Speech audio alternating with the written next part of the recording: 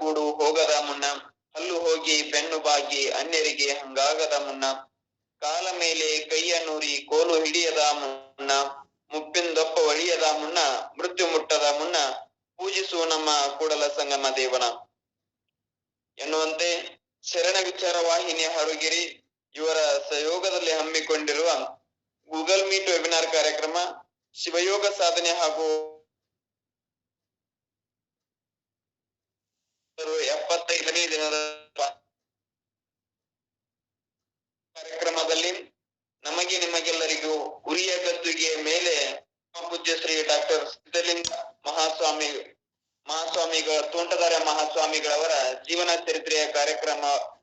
ಚರಿತ್ರೆಯನ್ನು ಅನುಭವ ಅಮೃತವನ್ನ ಉಣಬಡಿಸಲಿರುವ ಗುರುಗಳಾದ BR ಪೊಲೀಸ್ ಪಾಟೀಲ್ ಗುರುಗಳಿಗೆ ಶರಣ ವಿಚಾರ ವಾಹಿನಿಯ ಪರವಾಗಿ ತಮ್ಮೆಲ್ಲರ ಪರವಾಗಿ ಹಾಗೂ ವೈಯಕ್ತಿಕವಾಗಿ ತುಂಬ ಹೃದಯದ ಸ್ವಾಗತ ಬಯಸುತ್ತೇನೆ.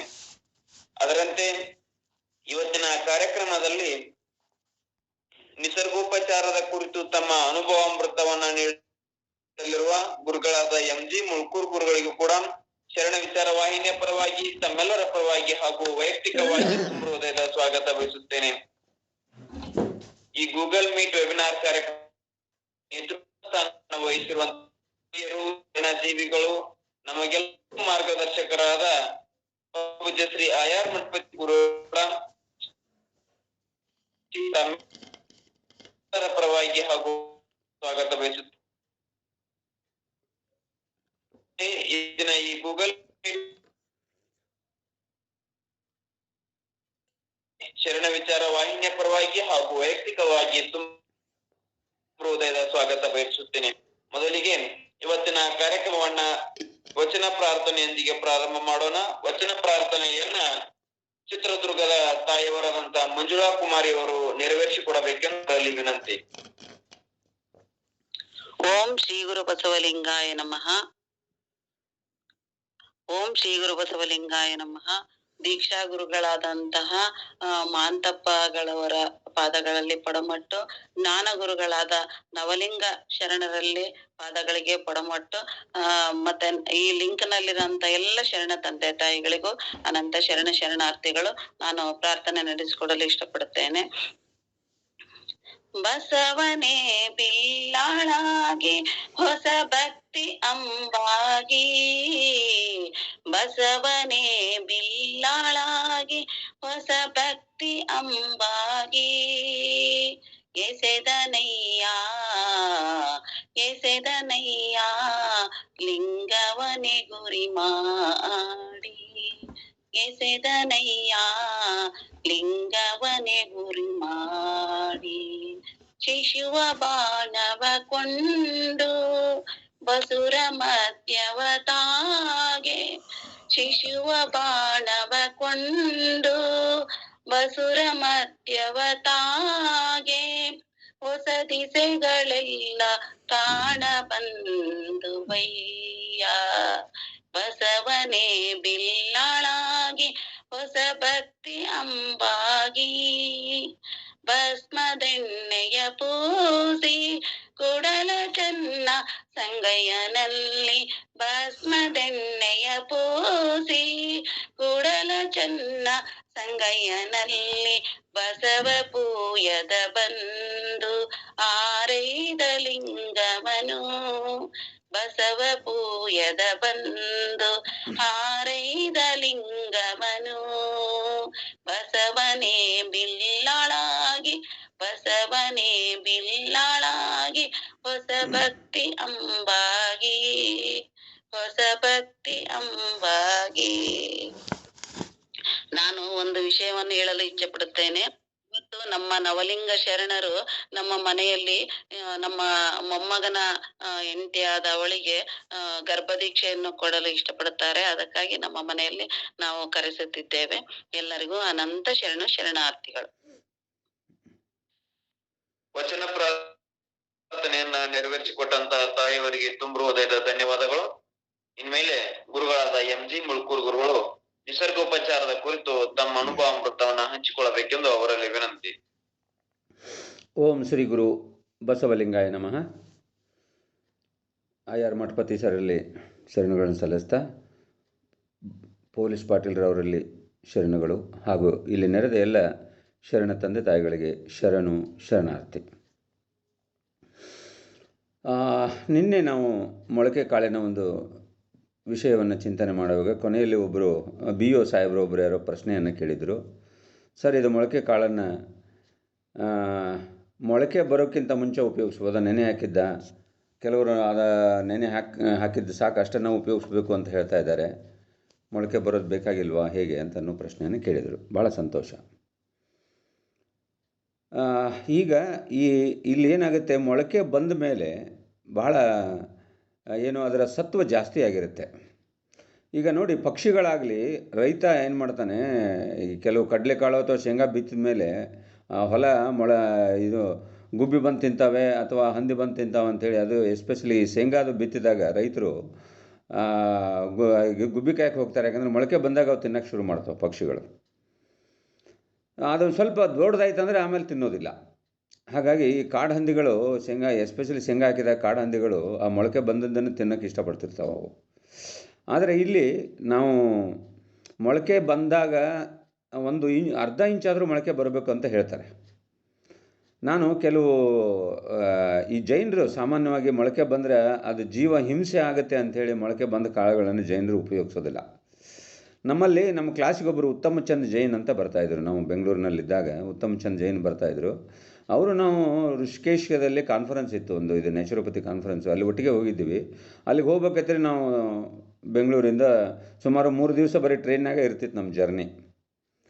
ಸೊ ಅಲ್ಲಿ ಅವ್ರು ಏನು ಮಾಡ್ತಿದ್ರು ಅಂದರೆ ತಿಂಡಿ, ನಾವೆಲ್ಲ ಸ್ಟೇಷನ್ ಬಂದ ತಕ್ಷಣ ಹೋಗಿ ತಿಂಡಿಯನ್ನು ತಿಂತಾಯಿದ್ದೀವಿ. ಅವ್ರೇನಿಲ್ಲ, ತಮ್ಮ ಜೊತೆಯಲ್ಲಿ ಬರುವಾಗ ಒಂದಿಷ್ಟು ಕಾಳುಗಳು ತೊಗೊಂಬರ್ತಾಯಿದ್ರು. ತೊಗೊಂಬಂದು ರಾತ್ರಿ ನೆನೆ ಹಾಕೋರು, ಬೆಳಗ್ಗೆ ತಿನ್ನೋರು. ಅವ್ರ ತಿಂಡಿ ಅದಷ್ಟೇ, ಒಂದಿಷ್ಟು ಸೌತೆಕಾಯಿನೋ ಕ್ಯಾರೆಟೋ ಏನಾರ ಇಟ್ಕೊಂಡಿರೋರು, ಅದ್ರ ಜೊತೆ ಅದನ್ನೊಂದು ತಿನ್ನೋರು ಅವರು. ಸೊ ನನಗೆ ಸ್ವಲ್ಪ ಕೊಡ್ತಿದ್ರು ಅವರು, ಯಾಕಂದ್ರೆ ನಾವೊಂದು 100 ಜನ ಟ್ರಾವೆಲ್ ಮಾಡ್ತಾಯಿದ್ದೀವಿ. ಅವಾಗ ಎಲ್ಲರಿಗೂ ಕೊಡಲಿಕ್ಕೆ ಅವರಲ್ಲಿ ಅಷ್ಟು ಆಗ್ತಿರಲಿಲ್ಲ. ಹಾಗಾಗಿ ಅವರವ್ರ ದಿವಸ ನಾನು ಇದನ್ನು ತಿಂತಾಯಿದ್ದೆ, ಅದನ್ನು ಎರಡೂ ಸೇರಿ ತಿಂತಾಯಿದ್ದೆ. ಆದರೆ ಅವರು ಜೈನರಿದ್ದರೂ ಸಹಿತ ಆ ಮೊಳಕೆ ಬರೋಕ್ಕಿಂತ ಮುಂಚೆನೇ ಅವರು ಉಪಯೋಗಿಸ್ತಾಯಿದ್ರು.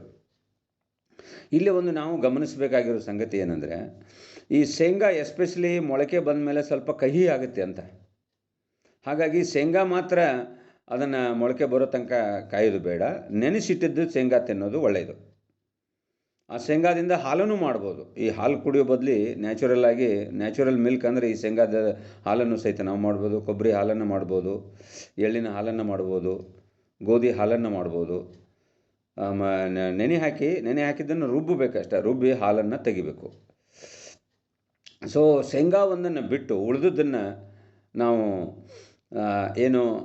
ಮೊಳಕೆ ಬಂದ ಮೇಲೆ ಉಪಯೋಗಿಸೋದು ಒಳ್ಳೆಯದು ಅಂತ ನನ್ನ ಅಭಿಪ್ರಾಯ. ಈಗ ಇದರಲ್ಲಿ ಮೊಳಕೆ ಬರದೇನೂ ಉಪಯೋಗಿಸಿದ್ರೆ ಏನು ತೊಂದರೆ ಏನಿಲ್ಲ, ಹಾನಿ ಏನಿಲ್ಲ, ಉಪಯೋಗಿಸ್ಬೋದು. ಈಗ ಮೊಳಕೆ ಕಾಳನ್ನು ಹೇಗೆ ತಿಂಡಿಯಾಗಿ, ಈಗ ಮೊನ್ನೆ ನಾವು ಏನು ನೋಡಿದ್ದೀವಿ, ಮೊಳಕೆ ಕಾಳಲ್ಲಿ ಎಷ್ಟು ಜೀವಸತ್ವ ಇದೆ, ಅದರಲ್ಲಿ ಏನೇನು ಪ್ರೋಟೀನು ಫ್ಯಾಟು ಅನ್ನೋದರ ಬಗ್ಗೆ ಮೊದಲೇ ದಿವಸ ನೋಡಿದ್ದೀವಿ. ಅದಾದಮೇಲೆ ನಿನ್ನೆ ನಾವು ನೋಡಿರ್ತಕ್ಕಂಥದ್ದು ಚಿಕಿತ್ಸೆಯಲ್ಲಿ ರೋಗ ಬಂದಾಗ ಆ ರೋಗ ಹೇಗೆ ಗುಣಪಡಿಸ್ತಕ್ಕಂಥ ವಿಚಾರವನ್ನು ನೋಡಿದ್ದೀವಿ. ಇನ್ನು ರುಚಿಕರವಾಗಿ ತಿಂಡಿಗಳನ್ನು ಹೇಗೆ ಮಾಡ್ಬೋದು ಈ ಮೊಳಕೆ ಕಾಳಿಂದ. ಈಗಾಗಲೇ ನಿಮಗೊಂದು ಬಾಳೆಹಣ್ಣು ಮತ್ತು ಕೊಬ್ಬರಿದು ಒಂದು ತಿಂಡಿಯನ್ನು ಕೊಟ್ಟಿದ್ದೀವಿ. ಹಾಗೆ ಮೊಳಕೆ ಕಾಳು ತಿಂಡಿಗಳನ್ನು ಒಂದೊಂದಾಗಿ ಹೇಳ್ತೀನಿ ನಿಮಗೆ. ಅದು ನಿಮ್ಮ ಅಮೃತಾಹಾರ ಪುಸ್ತಕದಲ್ಲಿ ಇದೆ. ನೀವು ಇದರ 24ನೇ ಪೇಜಲ್ಲಿ ಇದೆ ಈಗ ನಾನು ಹೇಳ್ತಕ್ಕಂಥ ವಿಷಯ, ಅದನ್ನು ನೋಡ್ಬೋದು. ಮೊಳಕೆ ಕಾಳು ಬಂದ ಕಡಲೆಕಾಳು, ಹೆಸರು ಕಾಳು, ನೆಲಗಡಲೆ 3 ಅವನ್ನ ಏನು ಮಾಡಬೇಕು, ಅವನ್ನ ನೆನೆಸಿದ ಒಣದ್ರಾಕ್ಷಿ ಜೊತೆ ಸಮ ಪ್ರಮಾಣದಲ್ಲಿ ಬೆರೆಸಿ ಕೊಡ್ಬೋದು. ಈ ಮಕ್ಕಳಿಗೆ ನೀವು ಮೊಳಕೆ ಬರೆದಿದ್ರೂ ಪರವಾಗಿಲ್ಲ, ಆ ನೆನೆಸಿಟ್ಟಿದ್ದ ಒಂದು ಕಡಲೆಕಾಳು, ಇನ್ನೊಂದು ಶೇಂಗಾ, ಇನ್ನೊಂದು ದ್ರಾಕ್ಷಿ, ಇವನ್ನಿಷ್ಟು ಕೊಟ್ಟುಬಿಟ್ರೆ ಮಕ್ಕಳಿಗೆ ಬಹಳ ಇಷ್ಟ ಆಗುತ್ತೆ. ಅದು ತಿನ್ನೋಕ್ಕೂ ಅವ್ರಿಗೆ ಅನುಕೂಲ ಆಗುತ್ತೆ. ಹಲ್ಲುಗಳು ಚೆನ್ನಾಗಿ ಕೆಲಸ ಆಗುತ್ತೆ ಹಲ್ಲುಗಳಿಗೆ. ಅದಕ್ಕಾಗಿ ಇದನ್ನು ಒಣ ದ್ರಾಕ್ಷಿ ಜೊತೆಗೆ ಮಕ್ಕಳಿಗೆ ತಿಂಡಿಯಾಗಿ ಕೊಡ್ಬೋದು ನಾವು ಇದನ್ನು. ಆಮೇಲೆ ಹೆಸರು ಕಾಳನ್ನು ಮೂಲವಾಗಿಟ್ಟುಕೊಂಡು ನಾವು ಮೇನಾಗಿ ಏನು ಮಾಡ್ತೀವಿ, ಒಂದು ಬೇಸ್ ಅಂತೀವಿ. ಅಂದರೆ ಹೆಸರು ಕಾಳು ಭಾಳ ಒಳ್ಳೆಯದು, ಯಾವುದೇ ತೊಂದರೆ ಇದ್ದರೂ ಸಹಿತ ಆ ಹೆಸರು ಕಾಳನ್ನು ಒಂದು ಮೂಲವಾಗಿ ಇಟ್ಟುಕೊಂಡು ಅದರ ಜೊತೆ ನೀವು ಕಡಲೆಕಾಳು ಹಾಕಿರಿ ಅಥವಾ ಮೆಂತ್ಯ ಬೇಕಾದ್ರೆ ಸ್ವಲ್ಪ ಹಾಕ್ಕೋಬೋದು. ಈಗ ಡಯಾಬಿಟಿಕ್ ಎಸ್ಪೆಷಲಿ ತೊಂದರೆ ಇದ್ದವರಿಗೆ ಮೆಂತ್ಯದಿಂದ ಭಾಳ ಪ್ರಯೋಜನ ಆಗುತ್ತೆ. ಕೆಲವರೆಲ್ಲ ಮೆಂತ್ಯ ಕಾಳನ್ನು ನೆನೆಸ್ಬಿಟ್ಟು ಹಾಗೆ ತಿಂತಿರ್ತಾರೆ. ಅದರ ನೀರನ್ನು ಸಹಿತ ಮೊಳಕೆ ಕಾಳಿಂದ ಏನು ನೀರು ಇರ್ತದಲ್ಲ, ಒಂದೆರಡು ಸಲ ಮೊದಲೇ ತೊಳೆದ್ಬಿಟ್ಟು ಹಾಕಬೇಕು. ಹೇಗೆ ಹಾಕಬೇಕು ಅನ್ನೋದು ನಾಳೆ ಏನೇನು ಹಾಕಬೇಕು ಅನ್ನೋದನ್ನ ಅದ್ರ ಬಗ್ಗೆ ನಾಳೆ ವಿಚಾರ ಮಾಡೋಣ. ಈ ನೀರನ್ನು ಸಹಿತ ನಾವು ಅದನ್ನು ಕುಡಿಯೋದು ಆರೋಗ್ಯ ದೃಷ್ಟಿಯಿಂದ ಒಳ್ಳೆಯದು. ಮೊದಲೇ ತೊಳೆದು ಹಾಕಿದ್ರೆ ಅದು ನೀರನ್ನು. ಸೊ ಇದಕ್ಕೆ ಏನು ಮಾಡಬೇಕು, ಮೂಲ ಒಂದು ಇಟ್ಕೊಂಡು ಅದರ ಜೊತೆ 2 ಅಥವಾ 3 ಕಾಳನ್ನು ಹಾಕಬೇಕಷ್ಟೇ. ಹಾಕಿ ಅದಕ್ಕೆ ನೀವು ತೆಂಗಿನಕಾಯಿ ಕಾಯಿ ತುರಿಯನ್ನು ಹಾಕಿ ಚೆನ್ನಾಗಿ ಟೇಸ್ಟಿಯಾಗಿ ಮಾಡ್ಕೋಬೋದು. ಕ್ಯಾರೆಟ್ ತುರಿಯನ್ನು ಹಾಕಿ, ಗಜ್ಜರಿ ತುರಿ ಅಂತ ನಾವು ಕರಿತೀವಿ. ಕರಿಬೇವು ಸೊಪ್ಪು, ಕೊತ್ತಂಬರಿ ಸೊಪ್ಪು ಅವೇನಾರು ಇದ್ರೆ ಕಟ್ ಮಾಡ್ಕೊಂಡು ಚೆನ್ನಾಗಿ ಕಟ್ ಮಾಡಿ ಅದಕ್ಕೆ ಮಿಕ್ಸ್ ಮಾಡ್ಬೋದು. ಜೀರಿಗೆ ಪುಡಿ, ಮೆಣಸಿನ ಪುಡಿ, ಕರಿಮೆಣಸಿನ ಪುಡಿ ಮತ್ತು ಜೀರಿಗೆ ಪುಡಿ, ಸ್ವಲ್ಪ ಬೇಕಾದ್ರೆ ಉಪ್ಪು ಹಾಕಿ, ಜಾಸ್ತಿ ಉಪ್ಪು ಹಾಕಬೇಡಿ, ಅದರಲ್ಲಿ ತಾನೇ ರುಚಿ ಇರ್ತದೆ. ಹಾಕಿಬಿಟ್ಟು ಕಲಿಸ್ಬಿಡಿ, ಮಿಕ್ಸ್ ಮಾಡಿಬಿಟ್ಟು ಅದು ತಿಂದರೆ ಫಸ್ಟ್ ಕ್ಲಾಸಾಗಿ ಟೇಸ್ಟಿಯಾಗಿರ್ತದೆ ಹೆಚ್ಚು ಕಡಿಮೆ. ಆಮೇಲೆ ನಮ್ಮ ಇವರು ಕಚ್ಚಾ ನಿರಗ್ನಿ ಆಹಾರದಲ್ಲಿ ವಾಮನರಾವ್ ಹೊದಿಕೆ ಅಂತ ಹುಬ್ಬಳ್ಳಿಯವರು, ಹುಬ್ಬಳ್ಳಿಯಲ್ಲಿ ಖಾದಿ ಗ್ರಾಮೋದ್ಯೋಗದಲ್ಲಿ ಅವರು ಇದ್ರು ಕಾಣುತ್ತೆ. ನಿಸರ್ಗ ಉಪಚಾರ ಕೇಂದ್ರ ಇದೆ ಅಲ್ಲಿ ಅವರು ಕಚ್ಚಾ ನಿರಗ್ನಿ ಆಹಾರದಲ್ಲಿ ಒಂದು ಪುಸ್ತಕವನ್ನು ಬರೆದಿದ್ದಾರೆ. ಭಾಳ ಹಳೇದದು, ಈಗೇನೋ ಅದು ಪಬ್ಲಿಷ್ ಆಗಿಲ್ಲ ಅನಿಸುತ್ತೆ. ಕಚ್ಚಾ ನಿರಗ್ನಿ ಆಹಾರದಲ್ಲಿ ಅವ್ರೇನು ಹೇಳ್ತಾರೆ, ಮೊಳಕೆ ಕಾಳು ಮಾಡ್ತೀವಿ ರೀ, ಆದರೆ ನಮಗೆ ಬಾಯಿ ರುಚಿ ಹಾಗೆ ತಿನ್ನಕ್ಕೆ ಇದಾಗೋದಿಲ್ಲ ಅಂತ ಹೇಳಿ ಅದಕ್ಕೆ ಒಗ್ಗರಣೆ ಕೊಟ್ಟು ತಿಂತಾಯಿದ್ರು. ತಿನ್ನಿ, ತೊಂದರೆ ಇಲ್ಲ, ಒಗ್ಗರಣೆ ಕೊಡಬಾರ್ದಂತೇನಿಲ್ಲ. ಆದರೆ ರುಚಿಗೆ ಬೇಕು ಅನ್ನೋದಕ್ಕೆ ಆ ಒಗ್ಗರಣೆ ಕೊಡ್ಬೇಕಾದ್ರೆ ನಾವು ಆ ಒಲೆ ಮೇಲೆ ಕಾಳುಗಳನ್ನ ಹಾಕಬಾರ್ದು, ಅದು ಗಮನದಲ್ಲಿರಲಿ. ಒಲೆ ಮೇಲೆ ಬಾಣಲಿ ಮೇಲೆ ಅಥವಾ ನಿಮ್ಮ ತವೆ ಮೇಲೆ ಅಥವಾ ನಿಮ್ಮ ಒಗ್ಗರಣೆ ಕೊಡೋ ಪಾತ್ರೆಯಲ್ಲಿ ಈ ಮೊಳಕೆ ಕಾಳು ಹಾಕಿಬಿಟ್ರೆ ಅದು ಸುಟ್ಟೋಗ್ಬಿಡ್ತದೆ. ಅದ್ರ ಬದಲು ಒಗ್ಗರಣೆ ಮಾಡ್ಕೊಳ್ಳಿ, ನಾನು ಬೇಡ ಅನ್ನೋದಿಲ್ಲ. ಒಗ್ಗರಣೆ ಮಾಡ್ಕೊಂಡ್ಬಿಟ್ಟು ನಿಮ್ಗೆ ರುಚಿಗೆ ಬೇಕಂದ್ರೆ ಅಷ್ಟೇ ಅದು, ಅದರ್ವೈಸ್ ಹಾಗೆ ತಿನ್ನೋದು ಒಳ್ಳೆಯದು. ಆ ಒಗ್ಗರಣೆ ಮಾಡಿ ಆ ಒಗ್ಗರಣೆಯನ್ನು ತೊಗೊಂಡು ಚಮಚೆಯಿಂದ ತೊಗೊಂಡ್ಬಿಟ್ಟು ಈ ಮೊಳಕೆ ಕಾಳು ತಟ್ಟೆಗೆ ಅದನ್ನು ಹಾಕಿಬಿಟ್ಟು ಕಲಿಸ್ಕೊಳ್ಳಿ. ಆವಾಗ ಅದರದ್ದು ಸತ್ವ ಹಾಳಾಗೋದಿಲ್ಲ. ಇಲ್ಲೇ ಹೋದರೆ ನೀವು ಒಲೆ ಮೇಲೆ ಇರ್ತಕ್ಕಂಥ ಪಾತ್ರೆಯಲ್ಲಿ ಬಾಣಲಿನಲ್ಲಿ ಒಗ್ಗರಣೆಯಲ್ಲಿ ಹಾಕಿ ಕಲಿಸಿದ್ರೆ ಅಂದರೆ ಅದು ಸುಟ್ಟು ಅದರಲ್ಲಿರ್ತಕ್ಕಂಥ ಸತ್ವಗಳು, ಜೀವಸತ್ವಗಳು ಏನು ಕರಿತೇವೆ, ವಿಟಮಿನ್ಸು, ಮಿನರಲ್ಸು ಅವೆಲ್ಲ ಸತ್ತು ಹೋಗ್ಬಿಡುತ್ತೆ. ಅದಕ್ಕಾಗಿ ಒಗ್ಗರಣೆ ಮಾಡಿದರೂ ಸಹಿತ ಇದಕ್ಕೆ ನೀವು ಹಾಕ್ಕೊಂಡು ತಿನ್ಬೋದು. ಇನ್ನು ಒಬ್ಬರು ಬೆಂಗಳೂರಿನಲ್ಲಿದ್ದಾಗ, ಸರ್ ನಮಗೆ ಹಲ್ಲಿಲ್ಲ, ಏನು ಮಾಡಬೇಕು ಸರ್? ನೀವು ಮೊಳಕೆ ಕಾಳು ತಿನ್ನಂತೀರಿ, ಹಲ್ಲಿಲ್ಲ, ಆಗ್ಯಾಕೆ ಬರೋದಿಲ್ಲ, ಏನು ಮಾಡಬೇಕು ಅಂತ ಪ್ರಶ್ನೆ ಕೇಳಿದರು. ಭಾಳ ನೋಡಿ ಉತ್ತಮವಾದ ಪ್ರಶ್ನೆ. ಭಾಳ ಈ ಪ್ರಶ್ನೆಗಳು ಕೇಳ್ತಾ ಇದ್ರೆ ಭಾಳ ಒಂಥರ ಖುಷಿನೂ ಅನಿಸುತ್ತೆ, ನಮಗೂ ಒಂದು ಸ್ವಲ್ಪ ವಿಚಾರ ಮಾಡಲಿಕ್ಕೆ ಅವಕಾಶವೂ ಆಗುತ್ತೆ. ಸೊ ಆವಾಗ ಹಾಗೇನಾರು ಇದ್ದರೆ, ತೊಂದರೆ ಇದ್ದರೆ, ಹಲ್ಲು ಆಗ್ಯಾಕೆ ಆಗಲಿಲ್ಲ ಅಂದರೆ ಅವರು ಚಟ್ನಿ ಥರ ಮಾಡಿ ತಿನ್ಬೋದು. ಚಟ್ನಿ ಥರ ಮಾಡಿಬಿಟ್ಟು ಕಲ್ಲಲ್ಲಿ ಕುಟ್ಬಿಟ್ಟು ಅದಕ್ಕೆ ಬೆಳ್ಳುಳ್ಳಿ ಏನು ಚಟ್ನಿಗೆ ಏನು ಹಾಕ್ತೀರಿ, ತಾಯಂದ್ರೆ ಏನು ಹಾಕ್ತಾರೆ ಅದನ್ನು ಹಾಕಿಬಿಟ್ಟು ಅದನ್ನು ಚಟ್ನಿ ಥರ ಮಾಡಿ ಸಹಿತ ನೆಂಚ್ಕೊಂಡು ಆ ಮೊಳಕೆ ಕಾಳನ್ನು ಉಪಯೋಗಿಸ್ಬೋದು. ಅದರಿಂದ ಏನು ಇದಾಗಲ್ಲ. ಸರ್ ಕೆಲವ್ರು ಏನು ಅಂದ್ಬಿಟ್ರು, ಸರ್ ನಮ್ಗೆ ಡೈಜೆಸ್ಟ್ ಆಗ್ತಾಯಿಲ್ಲ, ಆಗಲೇ ಏಜ್ ಆಗಿರುತ್ತೆ, ಕೆಲವರಿಗೆಲ್ಲ ಡೈಜೆಸ್ಟ್ ಆಗಲ್ಲ, ಹೇಗೆ ಮಾಡಬೇಕು ಅಂತಕ್ಕಂಥ ಒಂದು ಪ್ರಶ್ನೆ ಬಂತು. ಪಚನ ಶಕ್ತಿ ಕಡಿಮೆ ಇತ್ತು, ಅವರು ಡೈಜೆಸ್ಟ್ ಆಗೋದು ತೊಂದರೆ ಇತ್ತು ಅಂದರೆ, ಅಥವಾ ಜಾಸ್ತಿ ನೀವೇನಾದ್ರು ಮನೆಯಲ್ಲಿ ಮಾಡಿದ್ರು ಅಂತ ಇಟ್ಕೊಳ್ಳಿ, ಮೊಳಕೆ ಕಾಳುಗಳನ್ನು ನೀವು ಸ್ವಲ್ಪ ತಿನ್ಬೋದು ಅಷ್ಟೇ, ಒಂದು ಮುಷ್ಟಿ ಅಷ್ಟು ಅಂತ ಹೇಳಿದೆ ನಿನ್ನೆ, ಒಂದು ಮುಷ್ಟಿ ಸಾಕು ಒಬ್ಬೊಬ್ಬರಿಗೆ. ಅದು ಅಗಿದು ಚೆನ್ನಾಗಿ ಅಗಿಬೇಕು. ಯಾಕೆಂದರೆ 32 ಹಲ್ಲು ಕೊಟ್ಟನ ಭಗವಂತ ಅಂದರೆ 32 ಸಲ ಆದರೂ ಅಗಿಬೇಕು. ಇಲ್ಲ ಅಂತಂದರೆ ಏನಾಗುತ್ತೆ, ಗ್ಯಾಸ್ಟ್ರಿಕ್ ಪ್ರಾಬ್ಲಮ್ ಬರುತ್ತೆ, ಸರಿಯಾಗಿ ಡೈಜೆಷನ್ ಆಗೋದಿಲ್ಲ, ಮತ್ತು ಅದರ ಜೊತೆಗೆ ಶಕ್ತಿ ಬಿಡುಗಡೆ ಆಗಲ್ಲ. ಇನ್ನೊಂದು ಇಂಪಾರ್ಟೆಂಟು, ಅದರೊಳಗಡೆ ಇರ್ತಕ್ಕಂಥದ್ದು ವಿಟಮಿನ್ಸು, ಮಿನರಲ್ಸು ಏನು ಪವರ್ ಇದೆ ಅದು ಬಿಡುಗಡೆ ಆಗೋದಿಲ್ಲ. ಆ ಕಾಳುಗಳ ನಾಳೆ ಬೆಳಗ್ಗೆ ಎದ್ದ ತಕ್ಷಣ ಮೋಷನ್ನಲ್ಲಿ ಹೊರಗೆ ಹೋಗುತ್ತೆ. ಹಾಗಾಗಿ ಆ ಮೊಳಕೆ ಕಾಳನ್ನು ನಾವು ತಿನ್ನುವಾಗ ಜಾಸ್ತಿ ಕೆಲಸ ಹಲ್ಲಿಗೆ ಕೊಡಬೇಕು. ಅದಕ್ಕೆ ಏನಾಗಿದೆ ಅಂದರೆ ಯೂಸ್ ಆರ್ ಲೂಸ್ ಅಂತ ಹೇಳ್ತಿರ್ತೀವಿ, ಅಂದರೆ ಉಪಯೋಗಿಸಿಲ್ಲ ಕಳೆದುಕೊಳ್ಳಿ ಅಂತ ಹೇಳಿಬಿಟ್ಟು. ಹಾಗಾಗಿ ಆ ರೀತಿಯಾಗಿ ನಾವು ಮೊಳಕೆ ಕಾಳನ್ನು ಸೇವಿಸಬೇಕು. ಇನ್ನೊಂದು 2-3 ಪಾಯಿಂಟ್ಗಳಿದ್ದಾವೆ, ನಾಳೆ ಮತ್ತೆ ಇದನ್ನು ಮುಂದುವರಿಸೋಣ ಅಂತ ಹೇಳ್ತಾ ಈಗಾಗಲೇ 5:30 ಆಗಿರೋದ್ರಿಂದ ಇಲ್ಲಿಗೆ ವೇದಿಕೆಗೆ ನಾನು ವಿರಾಮ ನೀಡ್ತಾ ಇದ್ದೇನೆ. ಸರ್ವರಿಗೂ ಶರಣಾರ್ಥಿ. ಶರಣಾರ್ಥಿಗಳು ಮುಳುಕೂರ್ ಸರ್. ಇಲ್ಲಿವರೆಗೆ ತಾವು ಈ ಅಮೃತಾಹಾರದ ಕುರಿತಾಗಿ, ಮೊಳಕೆ ಧಾನ್ಯಗಳ ಕುರಿತಾಗಿ ತಾವೆಲ್ಲ ವಿಸ್ತೃತವಾದಂತಹ ಮಾಹಿತಿಯನ್ನ ಕೊಟ್ಟಿದ್ದೀರಿ. ಸಾಮಾನ್ಯವಾಗಿ ನಾವು ನಾಲಿಗೆ ರುಚಿಗಾಗಿ ಒಗ್ಗರಣೆಯನ್ನು ಕೊಟ್ಟು ಅವುಗಳನ್ನು ಬೇಯಿಸಿ ತಿಂತಾ ಇದ್ದೀವಲ್ಲ, ಅದು ನಿಜವಾಗಿಯೂ ನಾವು ಸತ್ವನ್ನ ಕಳ್ಕೊಂಡ ಆಹಾರವನ್ನ ಸ್ವೀಕಾರ ಮಾಡ್ತೀವಿ. ಅದರ ಪ್ರಯೋಜನ ನಾಲಿಗೆಗೆ ರುಚಿ ಆಗ್ತದ ಹೊರತಾಗಿ ನಮ್ಮ ದೇಹಕ್ಕೆ ಯಾವುದೇ ರೀತಿಯ ಸತ್ವಗಳು ನಮಗೆ ಸಿಗೋದಿಲ್ಲ ಅನ್ನೋದನ್ನ ನಾವೆಲ್ಲರೂ ತಮ್ಮ ಮೂಲಕ ಅರ್ಥ ಮಾಡ್ಕೊಂಡಿದ್ದೇವೆ. ದಯವಿಟ್ಟು ಇಂಥ ಆಹಾರಗಳನ್ನ ಮನೆಯೊಳಗ ತಾಯಿಯಂದಿರು ಸಿದ್ಧ ಮಾಡಿ ಎಲ್ಲರಿಗೂ ಬಡಿಸ್ತಾ ಇದ್ರೆ ಆ ಮನೆ ಅದೊಂದು ರುಗ್ನಾಲಯ ಆಗ್ತಾ ಇದೆ, ಅದು ದವಾಖಾನೆ ಆಗ್ತಾ ಇದೆ.